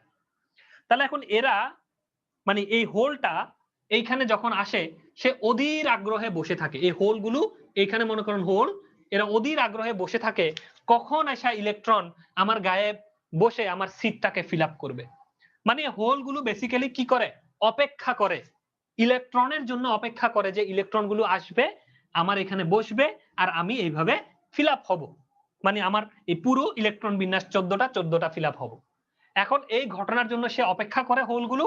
আবার এই ইলেকট্রনগুলোকে যখন ওখানে নিয়ে যাওয়া হলো, তখন ইলেকট্রনগুলো এখানে ওই কি বলে, রাস্তার ছেলে থাকে না, বস্তির ছেলের মতো হয়ে গেছে, সিট নাই, হ্যাঁ, ঘর নাই, বাড়ি নাই হয়ে গেছে। এখন অনেক ইলেকট্রন, ওরা শুধু রাস্তা খুঁজে যে আমরা কিভাবে ঘরে ফিরে যাব, কিভাবে ঘরে ফিরে যাব। তখন যদি আপনি এইখানে একটা তার লাগিয়ে দেন, একটা যদি ওয়্যার এইভাবে লাগিয়ে দেন, তখন এই ওয়্যারের ভিতর দিয়ে ইলেকট্রনগুলো ঢুকার পরে এই কয়েলের ভিতর দিয়ে ঢুকে এইভাবে করে এই রাস্তা দিয়ে বাড়িতে ফিরে আসে। এখন এই যে বাড়িতে ফিরে আসলো এই ইলেকট্রনগুলো, তখন আসতে গিয়ে এই যে ওয়্যারের ভিতরে ঢুকলো না, এই ওয়্যারের ভিতর, এটা হচ্ছে মনে করেন একটা বাল্ব, এই বাল্বের ভিতরে ঘষা খেলো, কারণ বাল্বের এই তারটা খুব চিকন, চিকন তার দিয়ে অনেক ইলেকট্রন যেতে গিয়ে এই তারটা কি হয়ে গেল, গরম হয়ে গেল। আর তারটা গরম হলে সেখানে আপনি গ্যাস ট্যাস, নিষ্ক্রিয় গ্যাস ঢুকিয়ে রাখলেন, আর বাল্বটা মনে হচ্ছে যেন জ্বলছে। বাহ, আপনি পড়ার টেবিলে সেই বাল্বটাকে কাজে লাগিয়ে পড়া পড়লেন। মানে আলোর শক্তিটা আপনি সুবিধা নিলেন। কিন্তু এই আলোর শক্তি আপনি সুবিধা নিচ্ছেন, কিন্তু এখানে কতজনের কি আছে জানেন, কতজনের ত্যাগ আছে, এতগুলো ইলেকট্রনের সেখানে যুদ্ধ আছে, এতগুলো ইলেকট্রন এই রাস্তা দিয়ে যেতে পারে না, কষ্ট হয় তাদের। এই এতগুলো ইলেকট্রন কষ্ট করে যেতে গিয়ে ঘষা মাজা খেয়ে সেখানে সংঘর্ষ বাঁধিয়ে আগুন ধরায়। আর এই আগুনটা লাল করে যখন জ্বলে, তখন সেখানে গ্যাস দেওয়ার সাথে সাথেই সেটা আলোকিত মনে হয়, আপনি বাতির সুবিধা পাচ্ছেন। আসলে এই যে বাতির সুবিধা, সেটা কেন পাচ্ছেন, আসলে পাচ্ছেন হচ্ছে এই উপরে যতক্ষণ ইলেকট্রন থাকবে, ওই ইলেকট্রন গুলো তাদের নিজ ঘরে মানে হোলের কাছে চলে যেতে চাইবে, এটা ফিল আপ করার জন্য, 14টা ফিল আপ করার জন্য চলে যেতে চাইবে। আর আপনি সেই সুযোগে তাদেরকে যাওয়ার একটা রাস্তা তৈরি করে দিয়ে পাখা ঘুরিয়ে নিচ্ছেন, বাতি চালিয়ে, হ্যাঁ, লাইটের আলো নিয়ে রাতের অন্ধকার দূর করছেন। এই যে প্রসেস, এই প্রসেস কতক্ষণ থাকবে, যতক্ষণ আপনার এখানে আলো পতিত হতে থাকবে। মানে যত সূর্যের আলো এখানে পড়তে থাকবে, এইখান থেকে এক জোড়া ইলেকট্রন আর এই হোল তৈরি করতে থাকবে। আর ইলেকট্রন তৈরি হওয়া মানে এখানে বারবার ইলেকট্রন আসবে, আর এই ইলেকট্রন গুলোকে আপনি নিয়ে কাজে লাগাবেন। এই হচ্ছে সোলার সেল। এখন এই জায়গায় আপনি এখন কাজে না লাগিয়ে যদি এখানে একটা ব্যাটারি লাগায় রাখেন, তখন এই ইলেকট্রন গুলো কি করবে, ব্যাটারিকে চার্জ করবে। ঠিক আছে, কি করবে, ব্যাটারিকে চার্জ করবে। আর ওই চার্জের শক্তিকে কাজে লাগিয়ে আপনি রাতের বেলা যখন সূর্যের আলো থাকবে না, তখন বাসাবাড়িতে লাইট ফ্যান চালাতে পারবেন। সেটা আমরা দেখব, কিন্তু আমরা আগে বেসিক প্রিন্সিপাল বোঝার চেষ্টা করছি যে আলোটা কিভাবে পড়ে আসলে, ঠিক আছে, পড়লে কিভাবে বিদ্যুৎটা তৈরি হয়। এখন এই যে আমি কথা বললাম, এটা হচ্ছে this for only single cell, শুধু একটা সেলের জন্য বললাম, ঠিক আছে, একটা সেল, ছোট্ট একটা সোলারের সেল এই কাজটা করে। আর এইখানে যে ভোল্টেজটা পার্থক্যটা তারা তৈরি করে, এই ভোল্টেজ পার্থক্যটার মান হচ্ছে 0.5 ভোল্ট। ঠিক আছে, কত ভোল্ট, 0.5 ভোল্ট। আর এটা এই টার্মিনালটা হবে মানে পি এর টার্মিনালটা হবে প্লাস, এই টার্মিনালটা হবে মাইনাস। আমরা জানি, আমরা যদি বলি কারেন্ট কোন দিক দিয়ে প্রবাহিত হচ্ছে, কারেন্ট এই প্লাস থেকে মাইনাসের দিকে প্রবাহিত হচ্ছে, কিন্তু ইলেকট্রন প্রবাহিত হবে মাইনাস থেকে প্লাসের দিকে। আমরা সবাই জানি, তাই না, ইলেকট্রনের প্রবাহ কারেন্ট প্রবাহের উল্টা দিকে। তাহলে আমরা যখন অঙ্ক করব, তখন বলবো যে আসলে কারেন্ট এদিকে যায়, আসলে এটা ভুয়া, কারেন্ট এদিক দিয়ে যায় না। ইলেকট্রন আসলে যেদিক দিয়ে যায়, কারেন্ট ওই দিক দিয়ে যাওয়ার কথা ছিল, কিন্তু বই টই লিখে ফেলছে, এটা নিয়ে অনেক কথা হয়ে গেছে, এই জন্য এটাকে আর বাড়াবাড়ি করে নাই, বলে দিছে যে কি ইলেকট্রন যেদিকে প্রবাহিত হবে কারেন্ট প্রবাহ তার উল্টা। এটাই আপনারাও ধরে নেবেন, আমিও ধরে নিয়েছি, ভবিষ্যৎ প্রজন্মও ধরে নিবে। তাহলে আমরা একটু বুঝলাম যে প্লাস হবে এটা আর মাইনাস হবে এন টার্মিনালটা। এইভাবে পি এন জাংশন এর যে ডিপ্লেশন রিজিয়ন সেটাকে আলোর ফোটন কণা বাড়ি মেরে এই ইলেকট্রন প্রোটন এই ফোটন তৈরি প্রোটন বলছি বারবার হোল তৈরি করবে। এই হোল এবং ইলেকট্রনের যে আনব্যালেন্স এই জিনিসটাকে কাজে লাগিয়ে আমরা বিদ্যুৎ পাবো। এটাই হচ্ছে একটা সোলার সেলের বেসিক প্রিন্সিপাল। তো এখানে আমরা বলেছি, এই কথাগুলোই বলেছি, আপনারা পড়ে নেবেন, আমি রিডিং পড়ছি।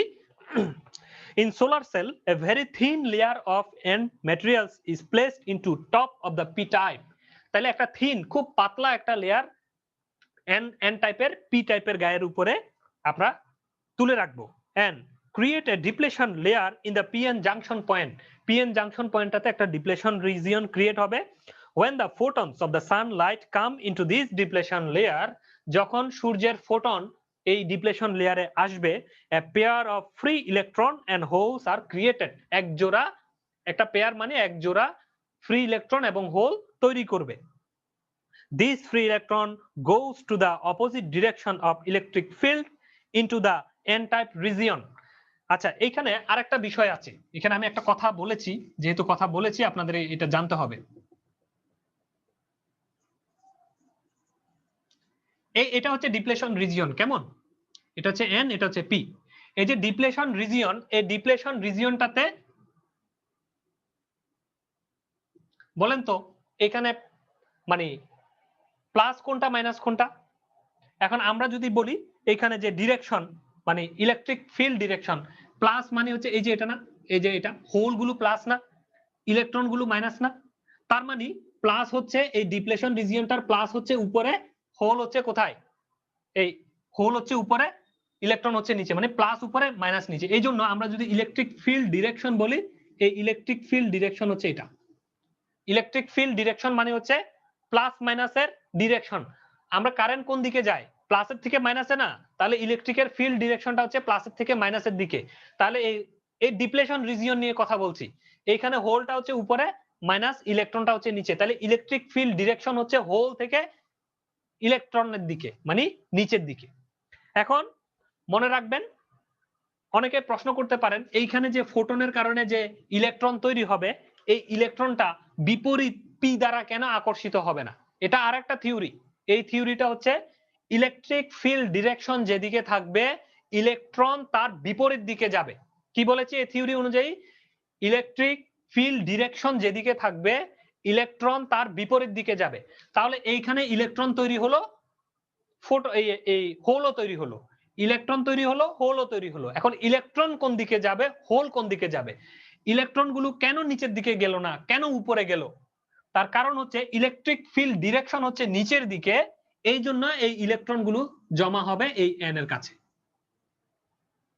আবার ইলেকট্রিক ফিল্ড ডিরেকশন যেদিকে, হোল ঠিক সেদিকে যাবে, এটা আরেকটা থিওরি। তাহলে এখানে যে হোল গুলো থাকবে তারা এই ফিল্ড ডিরেকশনের দিকে যাবে, যেদিকে ফিল্ড ডিরেকশন মানে পি এর দিকে হোল গুলো চলে যাবে, ইলেকট্রন গুলো যাবে ইলেকট্রিক ফিল্ড ডিরেকশনের বিপরীত দিকে। এই কথাটা আমার মানে বলতে স্মরণ ছিল না, এই জন্য বলে নিলাম। তো যেটি বলছিলাম, and the holes goes to the along with field direction into the p-type region. তো হোল গুলো কোন দিকে যাবে? ইলেকট্রিক ফিল্ড ডিরেকশনের দিকে, along with একই দিকে, ঠিক আছে, যাবে ইলেকট্রিক ফিল্ড ডিরেকশনের দিকে। As a result, a 0.5 volt potential difference is created between p-type and n-type materials. তাহলে এটার কারণে কি তৈরি হবে? এই যে দুই মাথায় যে ভোল্টেজটা পাওয়া যাবে সোলার সেলের 0.5 ভোল্ট পাওয়া যাবে। A large number of solar cells connected in series and parallel in solar panel which is used for producing electricity nowadays. মানে এই ধরনের সোলার সেলকে আমরা যদি সিরিজে লাগাই অনেক ভোল্টেজ বাড়বে, প্যারালালে লাগালে কারেন্ট বাড়বে, এইভাবে করে আমরা একটা প্যানেল বানাবো, সোলার প্যানেল। আর সেই সোলার প্যানেল দিয়ে আমরা কি করব? বর্তমান সময়ে বিদ্যুৎ তৈরি করি বা করব। এখন আমরা বাসাবাড়ির যে সোলার সিস্টেম সেটার ওয়্যারিং ডায়াগ্রাম আমরা একটু শিখে নিব, যেন আমরা আমাদের নিজেদের সোলার সিস্টেমটা নিজেরাই লাগাতে পারি। এই হচ্ছে সোলার প্যানেল। এখানে অনেকগুলো সোলার সেল আছে সিরিজ প্যারালাল করা, যেন ভোল্টেজটা বাড়ে আর কি। এইখান থেকে ফাইনালি দুটো তার বের হবে, একটা হচ্ছে প্লাস, একটা হচ্ছে মাইনাস।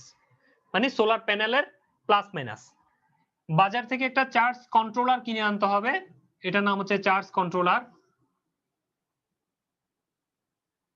চার্জটাকে যেই ডিভাইসটা দ্বারা কন্ট্রোল করা হবে।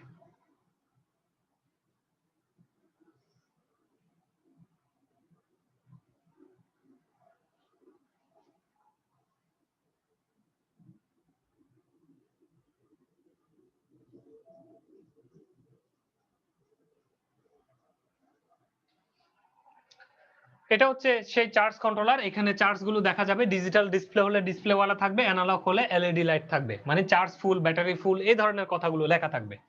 আপনারা এইখানে চার্জ কন্ট্রোলারে এইখানে প্রথমে যখন এই যে স্ক্রুর প্যানেল খুললে দেখতে পাবেন এখানে সোলারের সিম্বল দেয়া আছে এইভাবে, মানে যেখানে সোলারের সিম্বল দেয়া আছে তার উপরে দেখবেন একটা জায়গায় প্লাস একটা জায়গায় মাইনাস এইভাবে লেখা আছে, সোলার প্লাস মাইনাস। তো সেখানে জাস্ট সোলারের প্লাস যেখানে লেখা সেখানে প্লাসটা ঢুকিয়ে দিবেন, মাইনাস যেখানে লেখা সেখানে মাইনাসটা ঢুকিয়ে দিবেন, তাহলে এই সোলারের থেকে ভোল্টেজটা চার্জ কন্ট্রোলারে আসলো। এখন এইখানে তারপর পরে দেখবেন একটা ব্যাটারির সিম্বল আঁকা আছে এইভাবে, ব্যাটারি, এই ব্যাটারিরও প্লাস মাইনাস এইভাবে লিখে দেয়া আছে তার ঠিক নিচে, এক জায়গায় প্লাস এক জায়গায় মাইনাস, মানে একটা স্ক্রুর উপরে প্লাস আর একটা স্ক্রুর উপরে মাইনাস লেখা আছে। তো এইভাবে বাজারের থেকে 12 ভোল্টের নির্দিষ্ট অ্যাম্পিয়ারের ব্যাটারি নিয়ে আসবেন, নিয়ে এনে প্লাসের জায়গায় প্লাসটা দিবেন, মাইনাসের জায়গায় জাস্ট মাইনাসটাকে এইভাবে করে লাগিয়ে দিবেন। তখন কি হবে, সূর্যের আলো যদি এই সোলার প্যানেলে পড়ে এখান থেকে ভোল্টেজটা এখানে আসবে, এখান থেকে ব্যাটারিতে গিয়ে চার্জ করবে, যেটা আমি কিছুক্ষণ আগে বুঝিয়েছিলাম। এখানে দেখবেন এইভাবে বাতি আঁকা আছে, মানে লোড, এভাবে বাতি এবং বাতির পাশেও প্লাস মাইনাস লেখা আছে। তখন আপনি বাতির প্লাসটা নিবেন, বাতির মাইনাসটা নিবেন, নিয়ে আপনি মনে করেন একটা টিউব লাইট কিনে নিয়ে আসলেন, সোলারের টিউব লাইট, এখন অবশ্য এলইডি লাইট পাওয়া যায়, আগে এক সময় এই ধরনের সোলারের টিউব লাইট পাওয়া যেত। এরকম আপনি টিউব লাইট কিনে নিয়ে আসলেন, এই টিউব লাইটের এই ঢাকনাটা খুললে এখানে একটা সার্কিট পাবেন, এই সার্কিটে দেখবেন একটা টার্মিনাল আছে, মানে হচ্ছে যে আপনার এরকম স্ক্রু করার জন্য টার্মিনাল আছে, এই স্ক্রু করার এখানে প্লাস মাইনাস লেখা আছে, আপনি যা শুধু যে মাইনাসটা যেটা এইখানের মাইনাসের সাথে লাগিয়ে দিবেন, আর প্লাসটা হচ্ছে একটা সুইচ, এইভাবে একটা সুইচ নিবেন, এই সুইচের দুটো মাথা থাকবে এরকম, এই একটা মাথা এই প্লাসটা নিয়ে এইভাবে ঢুকাবেন, অপর মাথাটা নিয়ে গিয়ে সার্কিটে লাগাবেন। তার মানে হচ্ছে সুইচটা যদি ক্লোজ করেন তখন এই প্লাসটা এখানে যাবে আর মাইনাসটা আগে থেকে গিয়ে আছে, তখন বাতিটা জ্বলে উঠবে। এইভাবে আপনারা লাইট চালাতে পারেন। এখন এই সেম জিনিসটা যদি লাইট না হয়ে এখানে ফ্যান হয়, ফ্যানের দুটো তার থাকবে এরকম, ফ্যানের কয়টা তার থাকবে, এরকম দুইটা তার থাকবে, এই একটা তারে এখান থেকে মাইনাসটা ডাইরেক্ট নিয়ে আসবেন আর প্লাসটা একটা সুইচের মাধ্যমে দিবেন। এইভাবে করে বাসাবাড়িতে আপনি লাইট, ফ্যান সহ যাবতীয় জিনিস লাগাতে পারেন। অনেক সময় মোবাইল চার্জ দেওয়ার জন্য ইনভার্টারের প্রয়োজন হয়, ইনভার্টার সিলেকশন দেখে শুনে করতে হবে। সঠিক মানের যদি ইনভার্টার না লাগান, মানে কম দামি ইনভার্টার যদি লাগান, পুড়ে গিয়ে আপনার ঘরটার আগুন ধরে যেতে পারে। এই জন্য ইনভার্টার লাগানোর সময় একটা জরুরি বিষয় লক্ষ্য রাখতে হবে, মানে ইনভার্টারের মানটা যেন ভালো হয়। ইনভার্টারটা কিভাবে লাগাবেন, জাস্ট শুধু এইখান থেকে প্লাস মাইনাসটা বের করবেন, বের করে এনে একটা ইনভার্টার মেশিন নিয়ে আসবেন, এই ইনভার্টারের প্লাস যেখানে, প্লাসটা প্লাসের জায়গায় ঢুকাবেন, মাইনাসটা মাইনাসের জায়গায় ঢুকাবেন, আর ইনভার্টারের পিছনে এরকম একটা দেখবেন 3 পিন প্লাগ আছে, এই প্লাগটা দিয়ে কি বের হবে, 3 ফেজ পাওয়ার বের হবে, সরি সিঙ্গেল ফেজ পাওয়ার বের হবে 3 পিনের।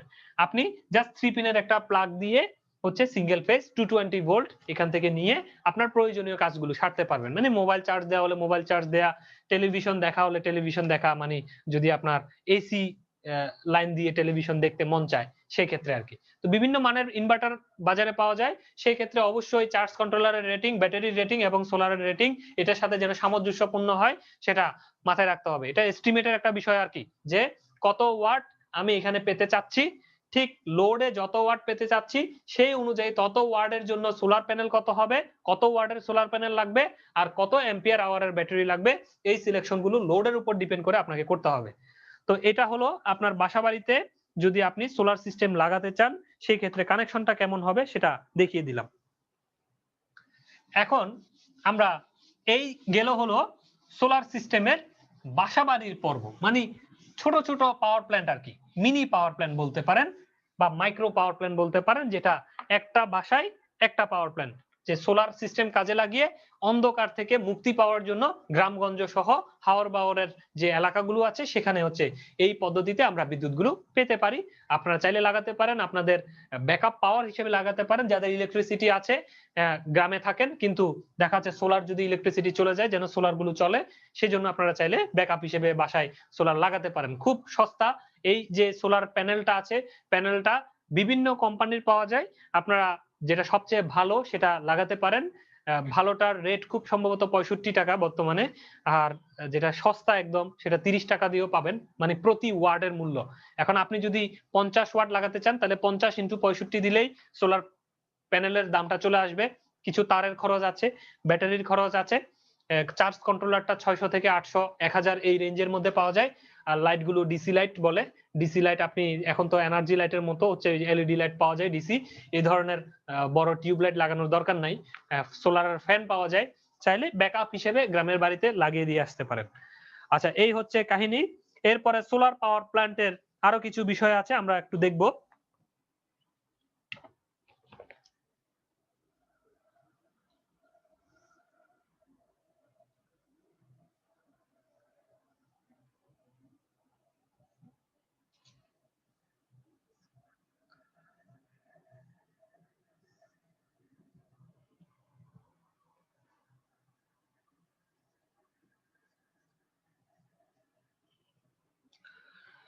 আচ্ছা, এই হচ্ছে direct direct solar power plant. Direct solar power plant মানে হচ্ছে যখন আপনারা দেখবেন যে মরুভূমি অঞ্চলে হচ্ছে অনেকগুলো সোলার প্ল্যান্ট পাশাপাশি বসানো আছে, এটাই হচ্ছে সেই অনেকগুলো সোলার প্ল্যান্ট মিলে আমরা একটা হিসাব করব আর কি।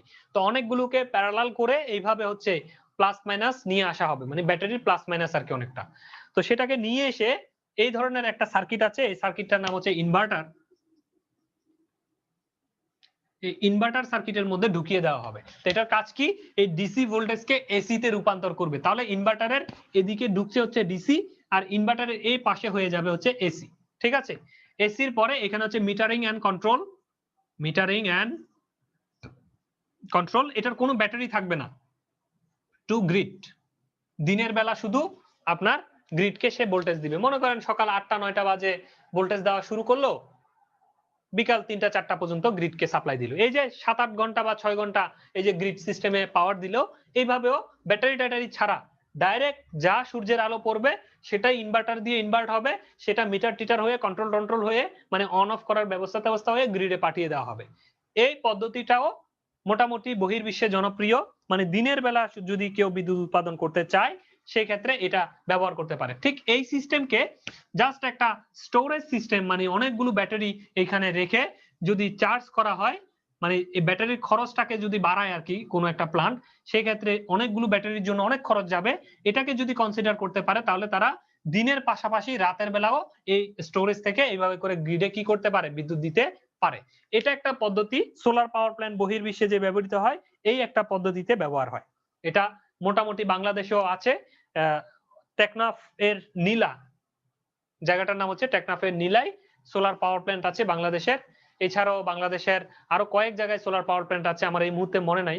মুন্সিগঞ্জ না, সরি ভুল বলছি, গাজীপুরের ওই পারে আপনারা জানবেন হয়তো, এটা করছে বিআর পাওয়ার জেনের। তো ইজিসিবি অলরেডি ফেনীতে একটা করতে চাচ্ছে, ফেনীতে সোলার পাওয়ার প্ল্যান্ট একটা করতে চাচ্ছে। তার মানে ভবিষ্যতে এই জিনিসগুলো আপনারা পাবেন আর কি। তো সেই জন্য একটু জেনে রাখতে হবে। আরো একটা পদ্ধতি খুব গুরুত্বপূর্ণ সোলার পাওয়ার প্ল্যান্টের, সেটা হচ্ছে আমরা একটু দেখে নিব যে সেই পদ্ধতিটা কি। সেই পদ্ধতি হচ্ছে solar thermal power plant. Solar thermal power plant, thermal শব্দটা আসলেই তো বোঝা যায় এখানে তাপ সম্পর্কিত কোনো কিছু। আমরা এতক্ষণ যে কাজটা করেছি সেটা হচ্ছে সোলারের ফোটন বা আলোর কণা। সেই আলোর কণাকে কাজে লাগিয়ে বিদ্যুৎ উৎপাদন করেছি, কিন্তু এখন আলো টালো আর চাই না রে ভাই, কারণ প্রচুর আলোর কথা নিয়ে বলা শেষ। এখন যেটা চাই সেটা হচ্ছে থার্মাল। সূর্যের তো তাপও আছে, তাই না? সে তাপটাকে কাজে লাগিয়ে বিদ্যুৎ যদি উৎপাদন করা যেত, সেই টেকনোলজিটার নামেই হচ্ছে সোলার থার্মাল পাওয়ার প্ল্যান্ট। সেটা আমরা একটু দেখে নিই। একটা কালেক্টর থাকবে এইভাবে, সিঙ্ক বা কালেক্টর বলে এটাকে।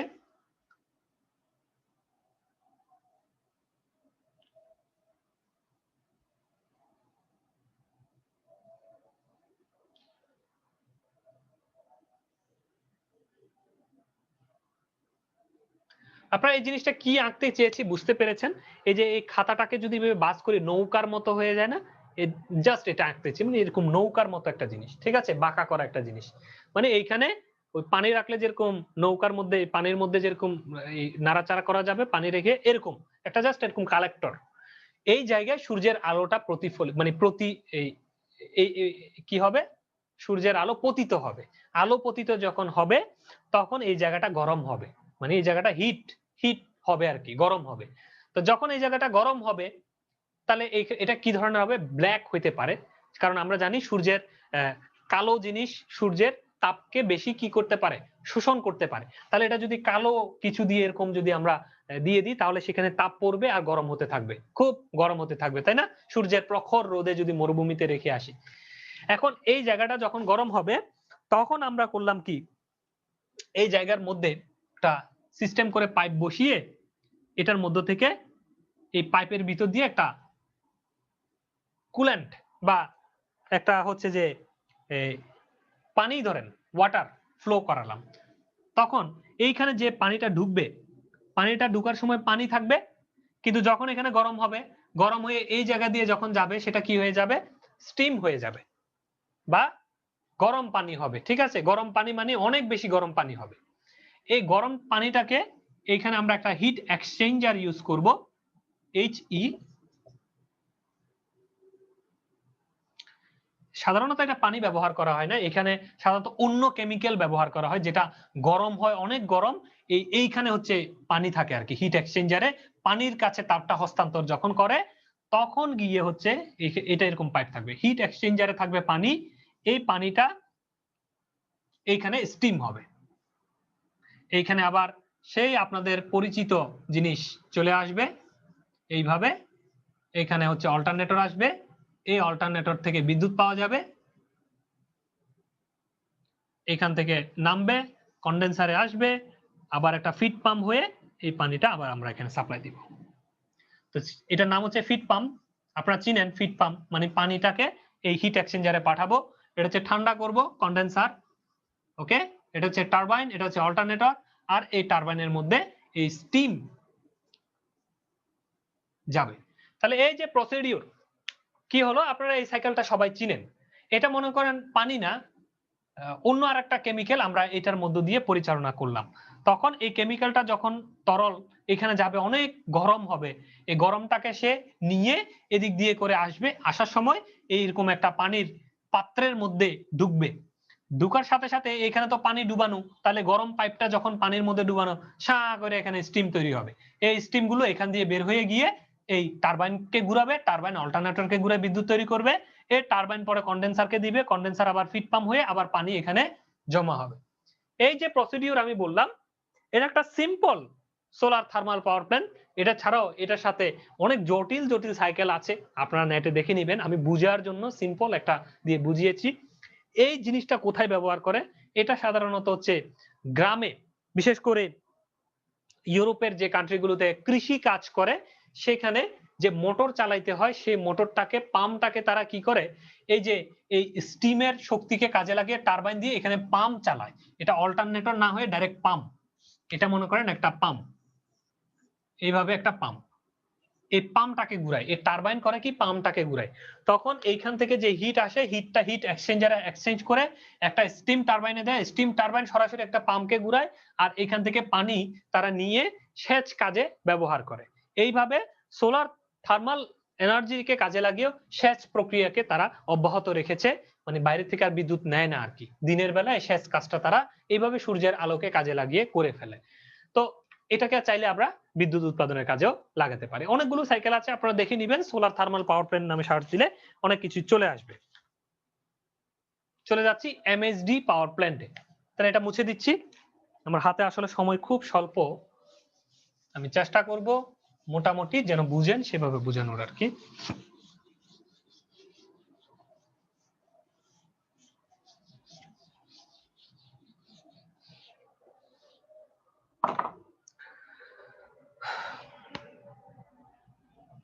এমএসডি হয়তো শব্দটা আজকে যারা আছেন ক্লাসে অনেকেই জানেন, অনেকে আগে থেকে শুনেছেন, তবে আমার বিশ্বাস অর্ধেকের বেশি আপনারা হয়তো আজকে নতুন শুনছেন। এমএইচডি পাওয়ার প্ল্যান্ট এটা আবার কি? এটার পুরো নাম হচ্ছে magneto hydrodynamic. Magneto hydrodynamic new concept, ভবিষ্যৎ প্রজন্মের ইলেকট্রিসিটি প্রোডাকশনের নিউ কনসেপ্ট। এটা কিন্তু খুব গুরুত্বপূর্ণ, মনে রাখতে হবে। Magneto hydrodynamic power generation technique is a technique where the electric power generated by means of the integration of a moving fluid and a magnetic field. MHD power generation works on the principle of Faraday's law of electromagnetic induction. MHD generator are two types: open cycle generations and closed cycle generators. Okay, এখন আমরা একটা পদ্ধতি নিয়ে পড়লেই হবে। এই জিনিসটা কি আমরা একটু বোঝার চেষ্টা করি।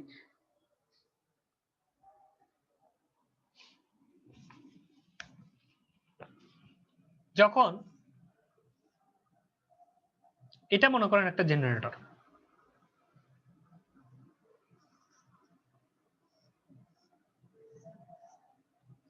এই জেনারেটরটা ঘুরে না। কি বলেছি? এই জেনারেটরটা ঘুরে না, স্থির চুপ করে বসে থাকে। এরকম জেনারেটর হয় কিন্তু, এই জন্যই আজকে আপনাদের জানাবো যে এরকম চুপ করে বসে থাকাও কি জেনারেটর পাওয়া যায়। এই জেনারেটরটার নাম হচ্ছে এমএইচডি। এটা কোনো ঘুরা টুরার কিচ্ছু নাই, আপনি এখানে দেখবেনও না, কিচ্ছু ঘুরে না এখানে, চুপ, সবাই চুপ। এই জেনারেটরটার দুপাশে ম্যাগনেট থাকে। এই ম্যাগনেট গুলো ইলেকট্রোম্যাগনেটও হতে পারে অথবা প্রাকৃতিক ম্যাগনেটও হতে পারে, তবে ম্যাগনেট। এরকম দুই পাশে একটা নর্থ পোল একটা সাউথ পোলটার ম্যাগনেট থাকে, আর এটার ভিতর দিয়ে গরম কোনো কিছুকে আপনার পাস করাতে হবে। এটার নাম হচ্ছে ফ্লুইড। এই ফ্লুইডটা হচ্ছে হট গ্যাস। আমরা থার্মাল পাওয়ার প্ল্যান্ট পড়েছি না? থার্মাল পাওয়ার প্ল্যান্টে কি করেছি? ফ্লু গ্যাসের তাপকে কাজে লাগিয়ে ইকোনোমাইজার, তারপরে হচ্ছে এয়ার প্রিহিটার ইত্যাদি আমরা গরম করেছি, বাতাস গরম করেছি, পানি গরম করেছি, অনেক কিছু করেছি না? এই যে ফ্লু গ্যাস বা হট গ্যাস, এই হট গ্যাসের তাপকে যদি এরকম একটা জেনারেটরের ভিতর দিয়ে পাঠানো যায়, মানে এটার ভিতর দিয়ে যদি যে গ্যাসটা যাচ্ছে সেই গ্যাসটা যদি গরম হয়, এই গরম গ্যাসটার কারণে, মানে গরম জিনিস যাওয়ার কারণে এই জায়গায় এই জেনারেটরের দুই মাথায় দুটো চুম্বক দ্বন্দ্ব থাকার কারণে এখানে বিদ্যুৎ তৈরি হবে। এই বিদ্যুৎটার নাম হচ্ছে ডিসি। এটা ডিসি, এসি না। অল্টারনেটিং হলে ঘুরতে হইতো অল্টারনেটিং, এটা যেটা তৈরি হবে সেটা হচ্ছে ডিসি। ডিসি ইলেকট্রিসিটি মানে ডিসি সিস্টেমের ইলেকট্রিসিটি আমরা এখান থেকে পাবো। এখন এটা কেমনে কাজ করে? আমরা পদার্থের তো অনেকগুলো অবস্থা জানি, তাই না? কি কি অবস্থা বলেন তো দেখি আপনারা। আমি বলে দিই, আপনারা তো বোবা করে রেখেছি, তাই না? পদার্থ তরল অবস্থায় পাওয়া যায়, পদার্থ কঠিন অবস্থায় পাওয়া যায় মানে শক্ত। এটা পদার্থ বায়বীয় অবস্থায় পাওয়া যায় বা বায়বীয় অবস্থায় থাকতে পারে। এছাড়াও পদার্থের আরো অবস্থা আছে, সে অবস্থার নাম হচ্ছে কি plasma, plasma state, ionise state. এই স্টেট গুলো আপনারা শুনেছেন। মানে হচ্ছে বায়বীয় হলো পদার্থ, বায়বীয় হয়েছে মানে মনে করেন বাষ্প হয়েছে, পানি বাষ্প হয়েছে। এখন এই বাষ্পকে যদি আরো গরম করা হয়, আরো গরম করা হয়, কি হবে? এক সময় তার বাষ্প এর মধ্য থেকে সে বাতাস থেকে ফ্রি ইলেকট্রন বিচ্যুতি ঘটবে। ফ্রি ইলেকট্রন বিচ্যুতি ঘটার কারণে তার চারপাশের বাতাস কন্ডাক্টিভ হয়ে যাবে, মানে ইলেকট্রিসিটি প্রবাহ শুরু করে দিবে তার ভিতর দিয়ে। এই যে অবস্থা, মানে বাতাসকে যদি গরম করা হয়, কোন বাষ্পকে যদি গরম করা হয়, গরম করতে করতে করতে করতে তার এমন একটা অবস্থায় তাকে নেওয়া যায় যেখানে এই বাতাসগুলো বা এই বাষ্পগুলো বিদ্যুৎ পরিবহন করতে পারে, ওই অবস্থার নাম হচ্ছে তার আয়োনাইজড কন্ডিশন বা প্লাজমা কন্ডিশন। এই আয়োনাইজড কন্ডিশন মানে কি, ফ্রি ইলেকট্রন গুলো যখন চারপাশে থাকে তখন সেইখানে যদি এরকম চুম্বকীয় মেরু যদি তার দুই পাশে এনে দেয়া যায়, তখন তার দু টার্মিনাল থেকে বিদ্যুৎ তৈরি হবে। This is MSD generation. ঠিক আছে? তাহলে এই যে হট গ্যাস বা ফ্লু গ্যাস, এই ফ্লু গ্যাসের মানে কি? গরম বাতাস। এখন কত গরম? 600, 700, 800 না, 2000, 2500 ডিগ্রি সেন্টিগ্রেডের গরম বাতাস যদি এটার ভিতর দিয়ে যায়, তখন বাতাসগুলো তো আয়োনাইজ থাকবেই। ওই আয়োনাইজড বাতাস এই চুম্বকীয় মেরুর পাশ দিয়ে অতিক্রম করার সময় এখানে এই কয়েলের দুই মাথায় কি তৈরি করে দিয়ে যাবে? জেনারেশন মানে বিদ্যুৎ তৈরি করে দিয়ে যাবে। এই যে টেকনোলজি সেটার নামই হচ্ছে এমএসডি জেনারেশন। এখন এমএসডি জেনারেটরের আমরা ওপেন সাইকেলটা একটু দেখে নিই, তাহলে আপনারা ক্লিয়ার বুঝে যাবেন।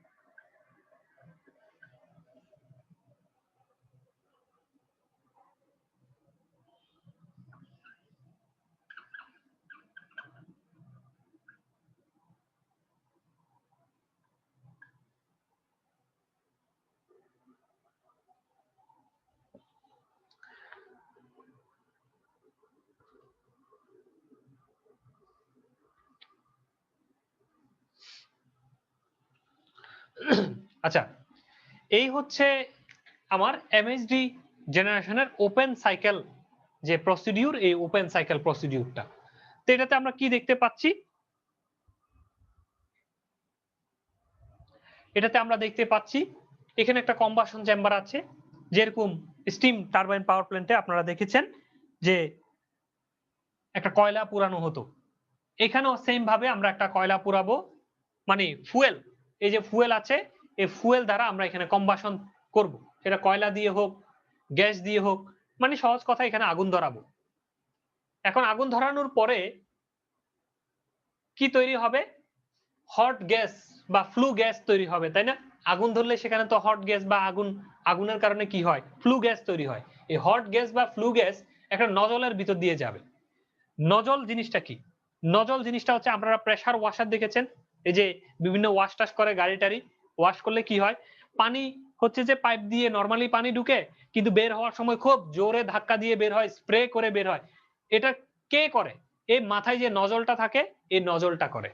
মানে হচ্ছে এটা সোজা বের হবে নাকি স্প্রে করে বের হবে, চিকন কম পানি বের হবে নাকি বেশি পানি বের হবে, এই ডিসিশনটা নেয় হচ্ছে এই মাথায় যে নজল থাকে এই জিনিসটা, মানে চিকন রাস্তা আর কি, আমাদের ডিজাইন করা রাস্তা যেখানে পানি ঢুকবে কিন্তু বের হইতে এই নজল যেভাবে ডিজাইন করা আছে তার উপর ডিপেন্ড করে বের হইতে হবে।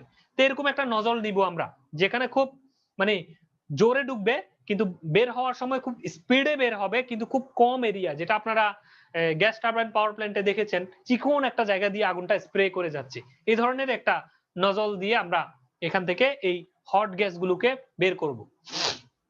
বের করে এরকম একটা এমএসডি জেনারেশনে দিব। ও আচ্ছা, এখানে আরেকটা কাজ আছে, আরেকটা কাজ কি, যখন এখানে আগুন ধরাবো কম্বাসন করব তখন এখানে কিছু জিনিস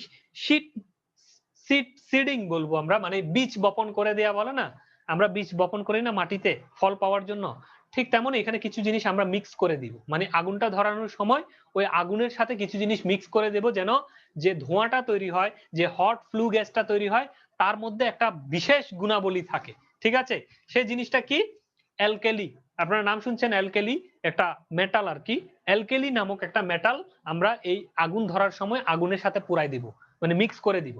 তখন এই যে কম্বাসন হবে, মানে আগুনটা যে ধরবে তখন ওই আগুনের গ্যাসের সাথে এই অ্যালকেলি গুলো এই গ্যাসের সাথে থাকবে।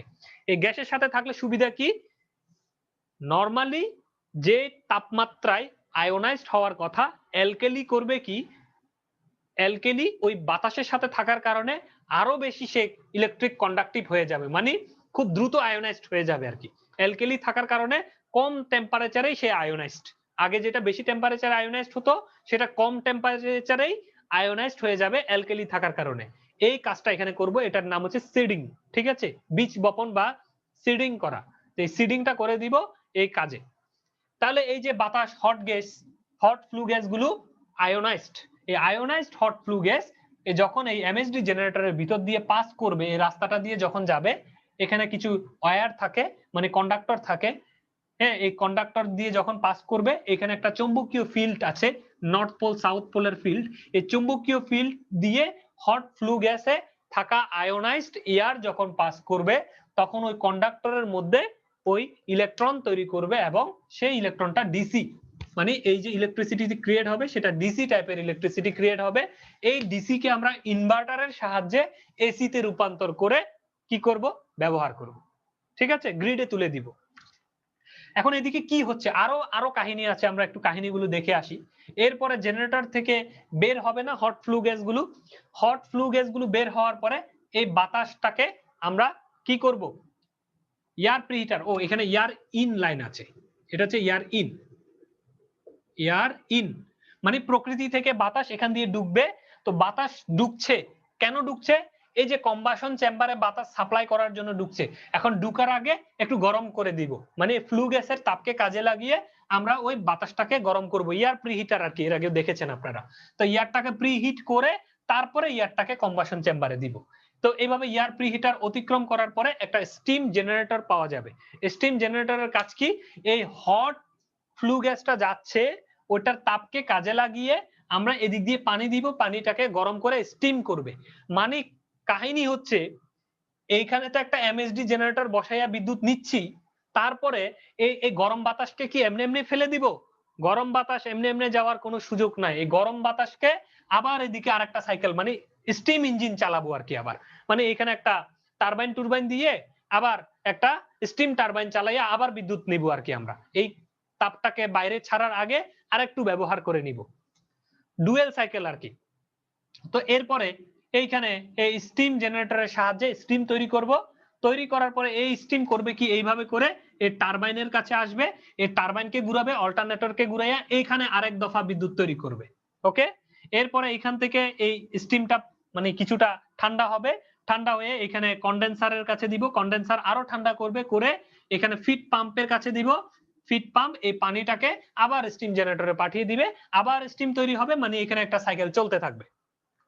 এরপরে দিয়ে এই স্টিম তৈরি করার পরে এই ফ্লু গ্যাস এইখানে আসলো, এসে এইখানে একটা ইউনিট আছে, এই ইউনিটের নাম হচ্ছে সিট রিকভারি। কি নাম হচ্ছে? Seat recovery. সিট রিকভারি মানে কি? এইখানে যে আপনি অ্যালকেলি যোগ করে দিয়েছেন না, এই অ্যালকেলি গুলো তো খুব দামি, তাই না? তো আপনি অ্যালকেলি দিতে থাকবেন আর এটা প্রকৃতিতে যেতে থাকবে, প্রকৃতির ক্ষতি করতে থাকবে, আর আপনি বাজার থেকে নতুন করে অ্যালকেলি কিনে এনে শুধু যোগ করতে থাকবেন। এটা কি হয়? হয় না। সেজন্য যে অ্যালকেলি এখানে মিক্স করেছিলেন সেটা কিন্তু বাতাসের সাথে আছে। এবার বাতাসের থেকে তাকে যদি ধরে নেওয়া যায়, তাহলে এখান থেকে যে অ্যালকেলি পাবো সেটা আবার এখানে নিয়ে গিয়ে আমি ব্যবহার করতে পারবো না, আমার লাভ হলো না। এই জন্য এখানে সিট রিকভারি। সিট রিকভারি মানে হচ্ছে যে অ্যালকেলিটা আপনি এখানে যোগ করেছিলেন, সেই অ্যালকেলিটাকে একটা প্রসেসের মাধ্যমে এই বাতাস থেকে আমরা নিয়ে ফেলবো। এই নিয়ে ফেলার যে ইউনিট তার নাম হচ্ছে সিট রিকভারি ইউনিট। এই সিট রিকভারি ইউনিট থেকে আমরা নিয়ে পরবর্তী ব্যবহার করতে পারবো। আরেকটা ইউনিট আছে দেখেন এইভাবে করে, মেকআপ ফিট। মেকআপ ফিট মানে হচ্ছে এইখানে কম্বাসন চেম্বারে যে সিট গুলো দেওয়া হয়েছে, অ্যালকেলি দেওয়া হয়েছে, এই অ্যালকেলির কারণে এখানে আমরা মেপে দেখব যে বাতাসটা কি পরিমাণ আয়োনাইজড হয়েছে। যদি আমি দেখি যে আয়োনাইজ তেমন একটা হয় নাই, মানে আরো লাগবে, তখন এইখান থেকে অ্যালকেলি ডাইরেক্ট এই মেকআপ ফিডের মাধ্যমে এখানে কিছু অ্যালকেলি স্প্রে করে দিব এই বাতাসের লাইনে, তখন এই বাতাসটা অটোমেটিক আয়োনাইজড হয়ে যাবে। বুঝা গেল? এই হচ্ছে সিট রিকভারি থেকে আমরা সিটটাকে নিব, তার পাশাপাশি যদি প্রয়োজন হয় তখন মেকআপ ফিডের মাধ্যমে এখানে কিছু অ্যালকেলি আবার মিক্স করে দিব বাতাসের সাথে। ওকে, এরপরে এই যে বাতাসটা মানে হট ফ্লু গ্যাসটা সিট রিকভারি ইউনিটের পরে গেল, মানে সেখানে গিয়ে তো আর তার মধ্যে কি থাকে না, কোনো অ্যালকেলি ট্যালকেলি নাই। কিন্তু আমরা জানি বাতাস যখন পুড়ে মানে পোড়া বাতাস আর কি, যেটাকে বলি ফ্লু গ্যাস, ফ্লু গ্যাসের সাথে কি থাকে?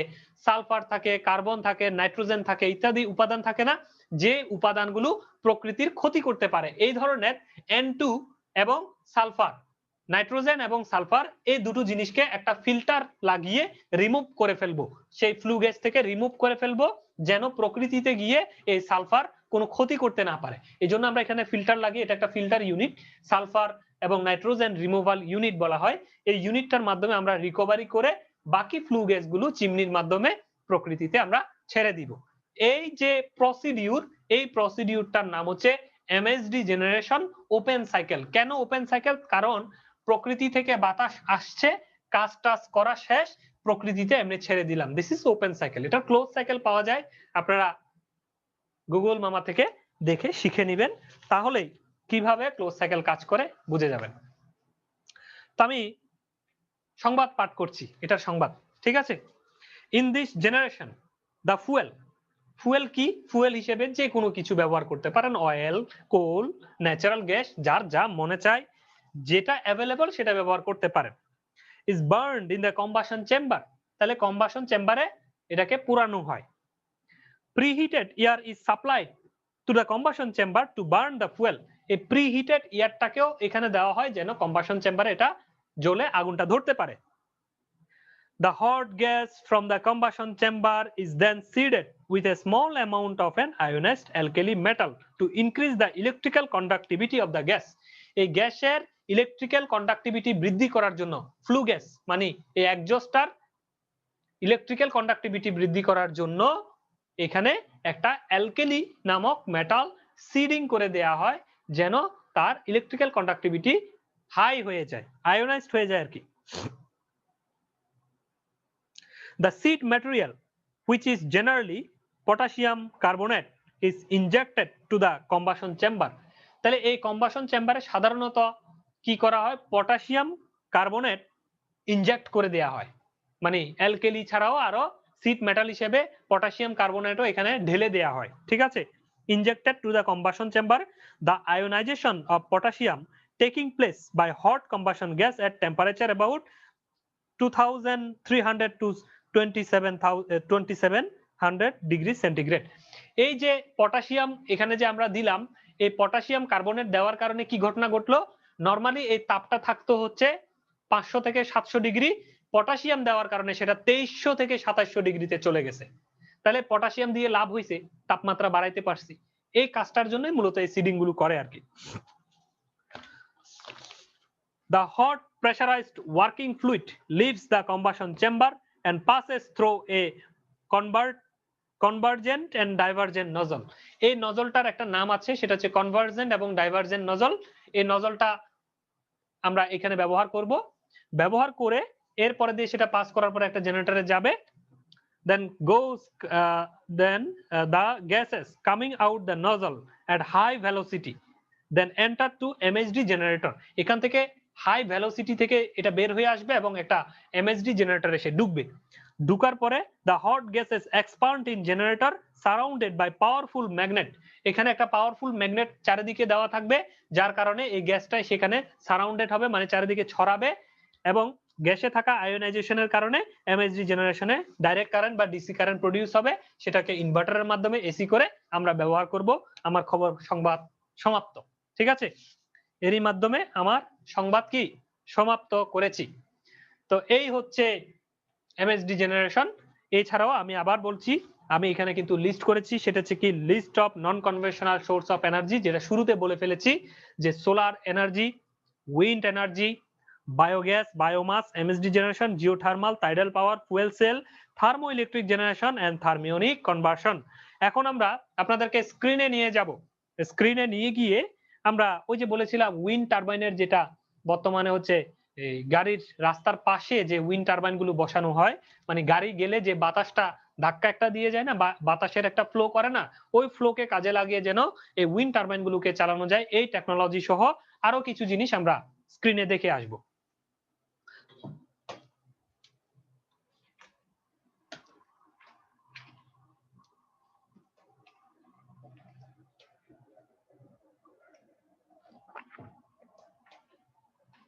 সবাই মিউট থাকবেন, আমি কিন্তু আনমিউট করে দিচ্ছি আপনাদের থেকে প্রশ্ন করার সুবিধা হওয়ার জন্য।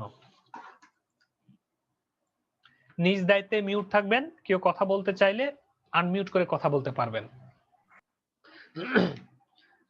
আমি আপনাদেরকে স্ক্রিনে নিয়ে যাচ্ছি।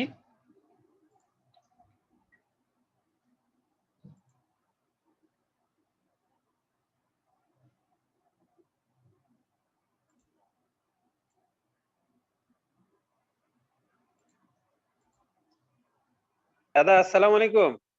জি ওয়ালাইকুম আসসালাম। দাদা আজকে কি ইউটিউব থেকে আমাদের ভিডিও দেখাবেন?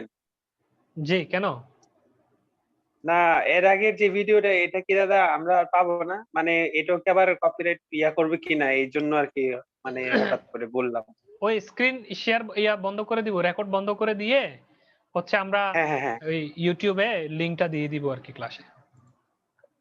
ও আচ্ছা আচ্ছা, বুঝতে পারছি বুঝতে পারছি। জি দাদা, ওকে, থ্যাংক ইউ। শার্টসটা আর পর্যন্ত দাদা, দেখাই, ওনারা যেন শার্টস করে হ্যাঁ নিতে পারে। হ্যাঁ জি। আর ওই ক্লাসটা আর ব্যাপারে কিছু বলবেন দাদা? কি ক্লাস? ওই যে যে ক্লাসটা হচ্ছে ভিডিও দেখছিলাম, ওই যে আপনার টারবাইনের ব্যাপারে, পেট্রোল না কি জানি ছিল, আমাদেরকে যে দেখাইছিলেন, আমি কথা যেটা বুঝি। হচ্ছে কপিরাইট কপিরাইট করছে আপনাকে, আর ভিডিওটা ফেসবুক করে নাই ওই হ্যাঁ, ওই হ্যাঁ। তো ওই ওই ক্লাসটা দিয়ে দিছি না আপলোড। ও, আমি ওপেন করতে পারি না এই জন্য। কেন আচ্ছা দেখবো দাদা, ওকে। কি বলে ওই ক্লাস এডিট করে আপলোড দিয়ে দিছি না ওটা কেটে? জি জি দাদা, ওটা দিছেন, ওটা আমরা পাইছি তো। হ্যাঁ ও আচ্ছা, ঠিক আছে, আসসালামু আলাইকুম। ওকে।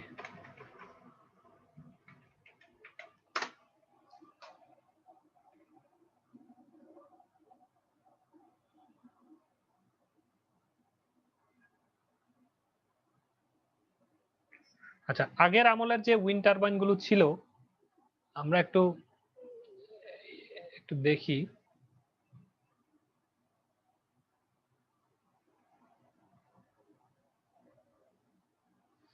এই যে জিনিসটা দেখতে পাচ্ছেন, এই ধরনের উইন্ড টারবাইনও ইউজ করে। এটা অনেকটা ওইটার মতো। এই যে, আচ্ছা আমরা ইয়া বন্ধ করে দিচ্ছি, রেকর্ড বন্ধ করে দিচ্ছি।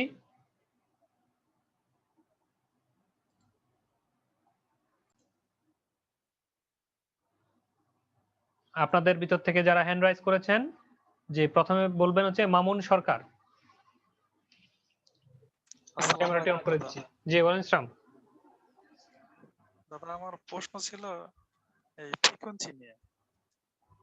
জি মানে দাদা আমার প্রশ্ন ছিল মানে ফ্রিকোয়েন্সি নিয়ে, যে একটা টারবাইন থেকে মানে আমরা যে বিদ্যুৎটা পাচ্ছি অল্টারনেটিভ যাচ্ছে, হয়তো যত ভোল্টেজ মানে হয়তো 5 মেগাওয়াট বা 10 মেগাওয়াট আমরা পাচ্ছি, কিন্তু এই ফ্রিকোয়েন্সি যে 85 যে হবে এর কোনো মানে তো নাই। মানে অন্য জায়গায় তো 60ও আছে বা 25ও আছে, বা ফ্রিকোয়েন্সিতে যে মানে এটাই যে তৈরি হবে মানে এটা কিভাবে হচ্ছে, মানে এই কারণে স্পিড একটা নির্দিষ্ট স্পিডে ঘোরালে ফ্রিকোয়েন্সি ঠিক থাকবে।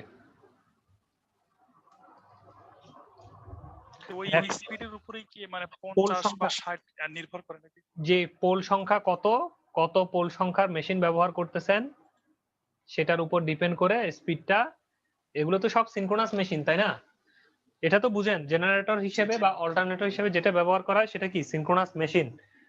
তাহলে আমরা নরমালি সিনক্রোনাস স্পিডের শর্ত কি জানি? সিনক্রোনাস মেশিনের বা সিনক্রোনাস স্পিড হচ্ছে ns is equal to ns 120 by f p। by p। এখন আপনি যে মেশিনটা ব্যবহার করছেন সেটার পোল সংখ্যা, এখন আপনার ফ্রিকোয়েন্সি এই এফ এর মানটা রাখতে হবে 50। তাহলে এটা 50 রাখতে গেলে পোল সংখ্যা মনে করেন ফিক্সড। এটাও মনে করেন আপনি 4 পোলের একটা মোটর ব্যবহার করছেন বা অল্টারনেটর, আর এখানে হচ্ছে 50 রাখতে হবে। তখন স্পিডটা কততে ঘুরাইতে হবে এটা পেয়ে যাবেন না? ওই স্পিডে ঘুরাইলে এটা 50 হবে আর কি।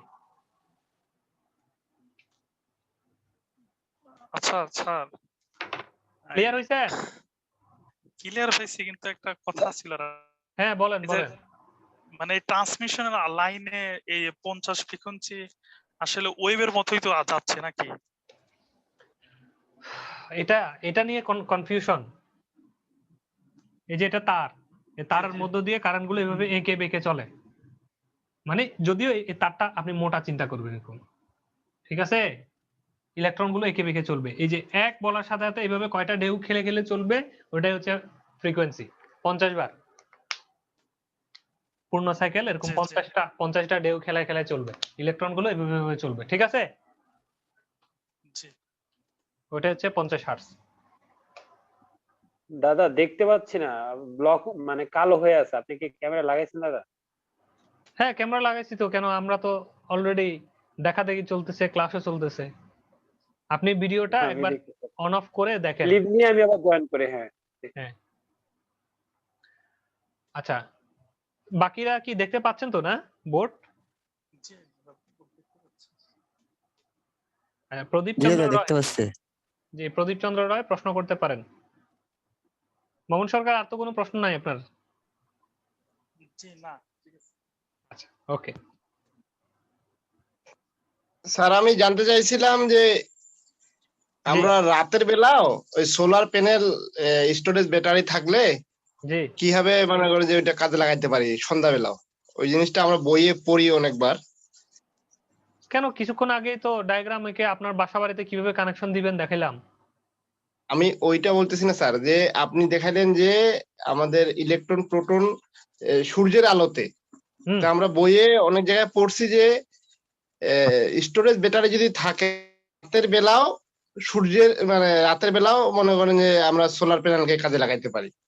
এটা কি সম্ভব? বললাম তো রে বাবা, স্টোরেজ ব্যাটারি থাকলে দিনের বেলা যে সোলারটা বিদ্যুৎ তৈরি করবে সেই বিদ্যুৎটা আপনি ব্যাটারিতে সঞ্চয় করে রাখলেন। তো রাতের বেলা সূর্য যদি না থাকে, প্যানেলে যদি বিদ্যুৎ তৈরি না করে, তখন ব্যাটারিটা দিয়ে চলবে।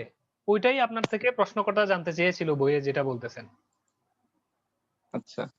বুঝতে পারছেন? মানে রাতের বেলা চলবে ব্যাটারি দিয়ে, আর দিনের বেলা চলবে হচ্ছে এই ব্যাটারিটা চার্জ হবে, তার পাশাপাশি লোড গুলোকে সাপ্লাই করবে।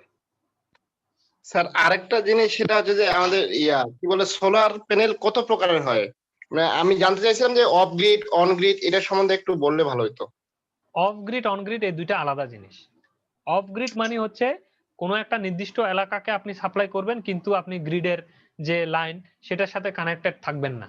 আপনি মনে করেন যে 2 মেগাওয়াটের একটা সোলার প্ল্যান্ট বান্দরবনে গিয়ে বসালেন, বসাইয়া আপনি বললেন যে বান্দরবনের 2 মেগাওয়াট আমি সাপ্লাই দিব, বান্দরবনবাসী জাতীয় গ্রিডের সাথে আউট, দরকার নাই তোমরা থাকা জাতীয় গ্রিডের সাথে। এই জন্য পিজিসিবির লাইনের সাথে আউট করে, পিডিবির লাইনের সাথে আউট করে আপনি প্রদীপ কুমার রয় পাওয়ার কোম্পানি লিমিটেড নামের একটা, প্রদীপ চন্দ্র রায় পাওয়ার কোম্পানি লিমিটেড একটা কোম্পানি খুলে আপনি ওই এলাকায় রাজত্ব কায়েম করলেন, ওই এলাকায় সাপ্লাই করলেন, ওই এলাকায় বিদ্যুৎ বিক্রি করা শুরু করলেন। এই সিস্টেমটা হচ্ছে অফ গ্রিড সিস্টেম। এখন এটা কোথায় হয়?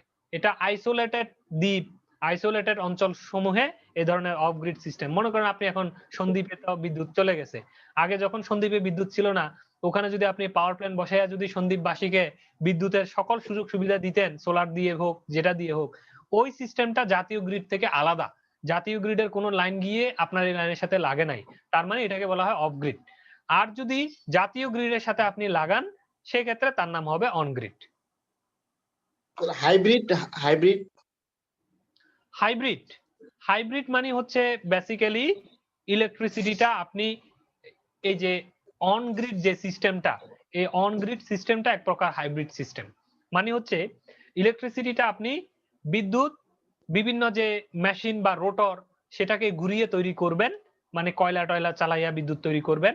আবার দিনের বেলা করবেন কি, ব্যাটারি ওই যে সোলার আছে, এই সোলার দিয়ে হচ্ছে বিদ্যুৎ তৈরি করবেন। এখন দুইটাকে মিক্স করে যে বিদ্যুৎ আপনি পাবেন, মানে দিনের বেলা হচ্ছে সোলার, আবার সোলার যদি কমে যায়, সোলার যদি একটু মেঘলা আকাশ থাকে, তখন বিদ্যুৎ তো জনগণকে দিতে হবে। তখন আপনি করলেন কি, তখন তেল তুল চালিয়ে মানে ফুয়েল টুয়েল পুড়িয়ে ওই স্টিম টারবাইন দিয়ে তৈরি করলেন বা গ্যাস টারবাইন দিয়ে তৈরি করলেন।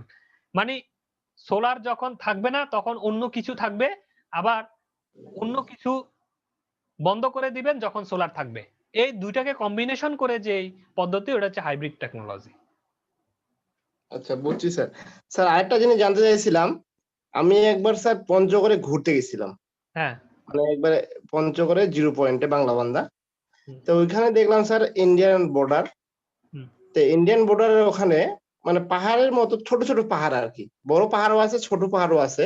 হুম। তো ওখানে স্যার আপনাদের পিজিসিবিতে যেমন যেমন ফাঁকা জায়গায় যেমন বড় বড় আপনারা পিলার পিলার বলতে গেলে টাওয়ার হুম। টাওয়ার তৈরি করেন, সেই টাওয়ার গুলা স্যার অনেক মনে করেন যে কয়েক হাজার হবে।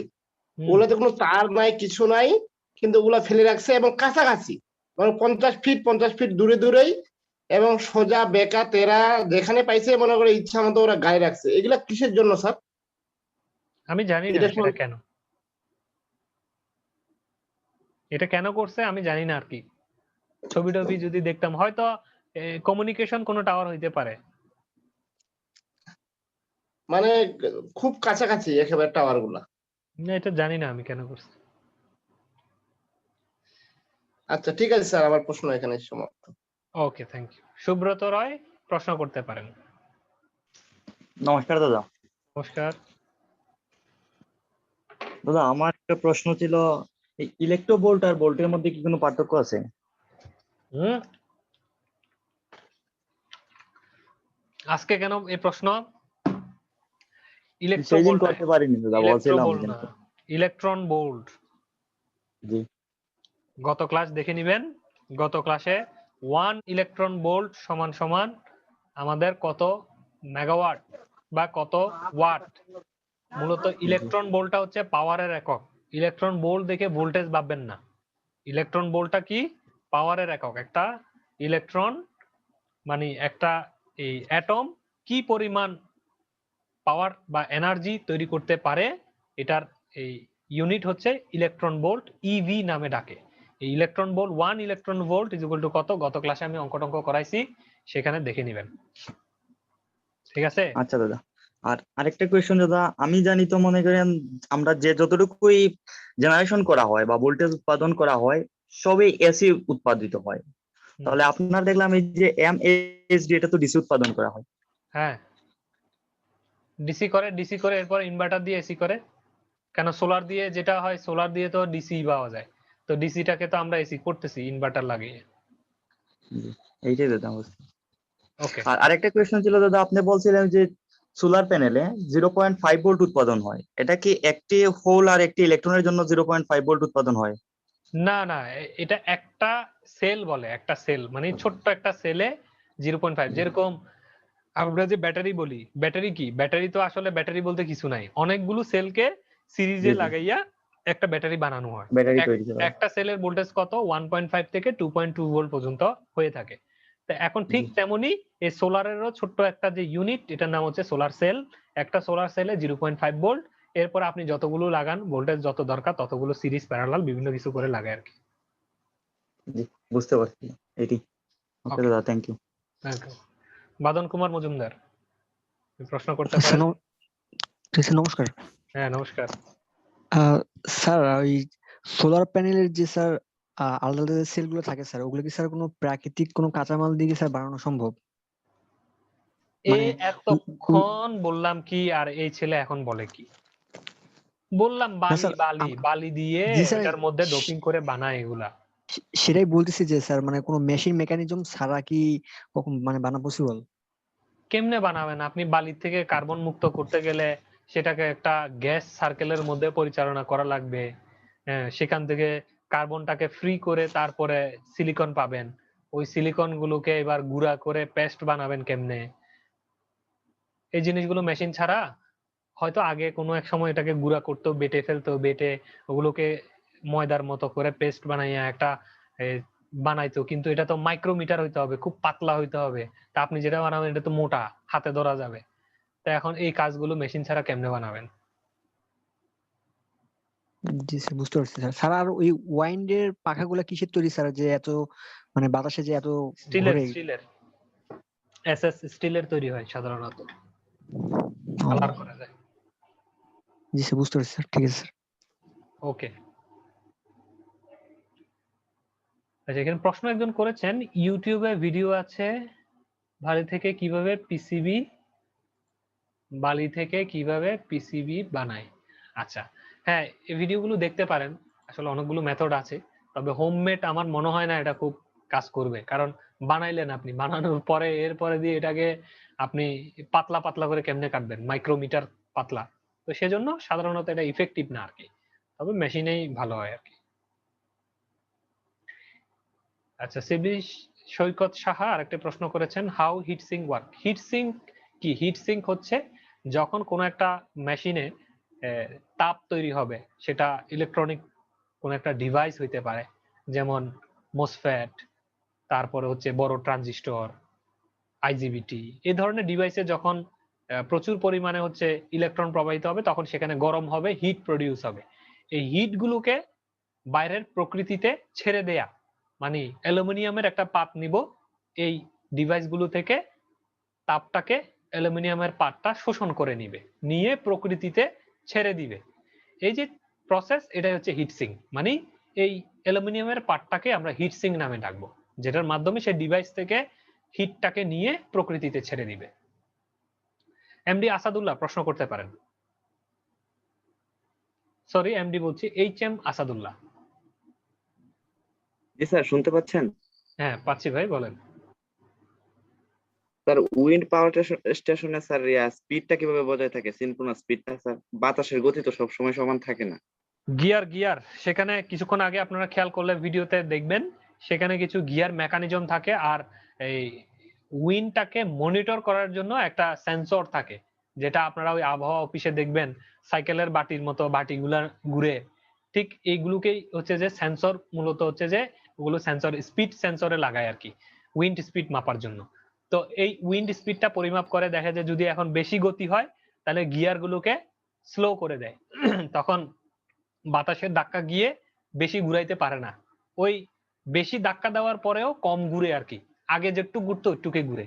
আবার যখন বাতাস খুব স্লো হয়ে যায়, তখন ওই সেন্সর বলে যে বাতাস এখন কম, তখন গিয়ার গুলো একদম মানে হাই গিয়ারে সেট করে এবং এটা খুব আরামসে মানে ঘুরতে পারে আর কি। মানে খুব দ্রুত চাইলে হচ্ছে খুব আস্তে ধাক্কা দিলে অনেক ঘুরে যায়, ওইরকম পজিশনে সেট হয়। যেরকম আপনারা দেখবেন গাড়ি স্লো গিয়ার মানে গিয়ার নাম্বার 1 যারা মোটরসাইকেল চালান জানবেন, খুব আস্তে যায় কিন্তু শক্তি বেশি। আবার 4 নাম্বার গিয়ারে হচ্ছে খুব দ্রুত যায় কিন্তু শক্তি কম। এই ধরনের আর কি, এই যে গিয়ার মেকানিজমটা অটো শিফটিং হয়, ভিতরে গিয়ার বক্স আছে, সেটা দিয়ে মূলত স্পিডটাকে কন্টিনিউ একটা মানে ঠিক স্পিডে রাখে আর কি। জি স্যার, ধন্যবাদ। দাদা যে কোনো দিক থেকে বাতাস আসলেই কি ও একই রোটেশনে ঘুরবে? যে একই রোটেশনে বলতে সে তার শুধুমাত্র ব্লেডগুলো ঘুরে না, তার বডিটাও ঘুরে। আমি আপনাকে টেবিল ফ্যান দিয়ে বুঝাই। টেবিল ফ্যান কি করে, একদিক থেকে আরেক দিকে আপনি যদি ওই পিছনের যে ডান্ডাটা এটা তুলে টেনে ধরলে কি হয়, একদিক থেকে আরেক দিকে ছড়ায় না, চারিদিকে ঘুরে ঘুরে সে বাতাস দেয় না। ঠিক এই পুরো যে উইন্ড টারবাইনটা দেখছেন, এই টারবাইনের এই জিনিসটা পুরো জিনিসটাই ঘুরতে পারে। এখন বাতাস কোন দিক থেকে ধাক্কা দিলে তাকে এমন ভাবে সেট করা থাকে, বাতাস যেদিকে সে তার উল্টা দিকে চলে যাবে, মানে ধাক্কা খেয়ে উল্টা দিকে গিয়ে সে তার স্পিডটা একই দিকে করে রাখবে। আচ্ছা দাদা, আস্তে বাতাস যখন হয় তখন মনে করেন সে 1 মেগাওয়াট দিচ্ছে, জোরে বাতাসের সময় তো সে ওই বেশি 1 পাওয়ার মেগাওয়াট দিবে। 1 মেগাওয়াটই দিবে। তাকে তো গিয়ার হাই গিয়ারে সেট করবেন, জোরে বাতাসে সরি লো গিয়ারে সেট করবেন। লো গিয়ার মানে হচ্ছে তাকে ধাক্কা দিয়ে সরাইতে পারবে না বাতাসে, তাকে ওই আগের যে আরপিএম এ ঘুরতেছে সে এখনো সেম আরপিএম এ ঘুরবে। আচ্ছা, তার মানে প্ল্যান্ট যদি 1 মেগাওয়াটের তৈরি করা হয়, যে উইন্ড মিল, সে কন্টিনিউ 1 মেগাওয়াটই দিবে। সে জোরে বাতাস হলেও 1 মেগাওয়াট দিবে, আস্তে বাতাস হলেও 1 জি মেগাওয়াট জি দিবে। জি জি জি আচ্ছা এখানে বাতাস ধন্যবাদ দাদা। জোরে আর আস্তে বড় কথা না, তার জন্য সে আস্তে হলে সে তার গিয়ারটাকে শিফট করবে, আস্তে চলার মতো উপযোগী করে নিবে, আর জোরে হলে সে সেটাকে বাধা দিয়ে সে আগের স্পিডটা বজায় রাখার জন্য গিয়ারটাকে লোতে সেট করে সে আগের স্পিড বজায় রাখবে। এই জন্য আস্তে হোক জোরে হোক তার এটা কোনো ইফেক্ট আসে না। আচ্ছা আচ্ছা দাদা। দাদা আর ওই যে প্রদীপ দা একটা আপনাকে কথা বললো না, পঞ্চগড়ের যে টাওয়ার আছে কিছু, জি ওখানে কিছু ট্রান্সমিশন লাইন আছে আর কিছু কিছু এমনি টাওয়ার আছে। আমি তো ঠাকুরগাঁও পল্লী বিদ্যুতে জব করি, আমার সাইড আছে তো পঞ্চগড়ে। আচ্ছা আমি গেছিলাম কিছুদিন আগে, ছবি তুলছিলাম, আপনাকে আমি দাদা পার্সোনাল ভাবে ছবিটা দিয়ে দেবো। ঠিক আছে, দিয়েন, আমি দেখে কিছু বোঝার চেষ্টা পাই কিনা দেখি। আচ্ছা, আচ্ছা দাদা, ঠিক আছে। এইচ এম আসাদুল্লাহ, প্রশ্ন ধন্যবাদ। শেষ আপনার? ওকে জি স্যার, শেষ। ওকে, এমডি ইমরান হোসেন যে প্রশ্ন করতে পারেন। আসসালামু আলাইকুম দাদা। ওয়ালাইকুম আসসালাম। দাদা ভালো আছেন? আছি ভাই, ভালো আছি। দাদা এই যে আপনি যেটা বলছিলেন যে জোরে বা আস্তে, এটা বুঝলাম। যদি পাখা দাদা কখনো উল্টো ঘুরে যায়, যে ওই যে মানে বাইরে যেগুলা সেট করা, বাতাস তো উল্টা পাল্টা হয়, তো কোনো সময় যদি এমন হলো উল্টা ঘুরে, শুনেন তাহলে কি দাদা কোনো সমস্যা? শুনেন, সাইকেল আছে যে জি সাইকেল, দাদা। সাইকেলের প্যাডেল জি ঘুরাইছেন কখনো? সাইকেল থামা, ও জি দাদা, বুঝতে পারছি দাদা। বুঝছেন? জি দাদা, হ্যাঁ, এবার বুঝছি। এই পোলা আচ্ছা পাইনে দাদা, এগুলা বললে আরেকটা বুঝে কথা, যায় যে সব। ফ্রিকোয়েন্সি হুম 50 আর 60, যেটা এটা কি ইফিসিয়েন্সি ওদের, মানে আমেরিকায় যেমন 60, ওদের কি ইফিসিয়েন্সি বেশি নাকি? না না, মানে ওগুলা 60 উৎপাদন ওগুলার করতে তো ওদের অনেক বেশি ঘোরানো লাগে, তাহলে? না না, বেশি লাগে না। এখানে বেসিক্যালি হচ্ছে আপনি পোল সংখ্যার মানটাকে চেঞ্জ করে দিলেই তো 50 তো করতে পারেন, 60 করতে ও পারেন, আচ্ছা আচ্ছা আচ্ছা 25 জি করতে দাদা, পারেন। জি দাদা। এখানে যে স্পিড হ্যাঁ বাড়াইতে হ্যাঁ হবে কমাইতে জি হবে দাদা। এমন তো কথা না, এটাও না, জি দাদা। বুঝছেন? জি দাদা, এটাই মানে মাঝে মাঝে হুট করে বুঝলেও হুট করে প্রশ্ন চলে আসে, তো জি দাদা বুঝছি এখন ক্লিয়ার। ওকে, ঠিক আছে। জি দাদা, শেষ তাইলে, থ্যাংক ইউ দাদা। ওকে, ওয়েলকাম। আচ্ছা, আমরা তাহলে আজকে এখানেই সমাপ্ত ঘোষণা করছি। তো আমি দেখতে পাচ্ছি আর কারোর প্রশ্ন আমি দেখতে পাচ্ছি না। তো ভালো থাকবেন সবাই, সবাইকে শুভরাত্রি। জি দাদা, শুভরাত্রি।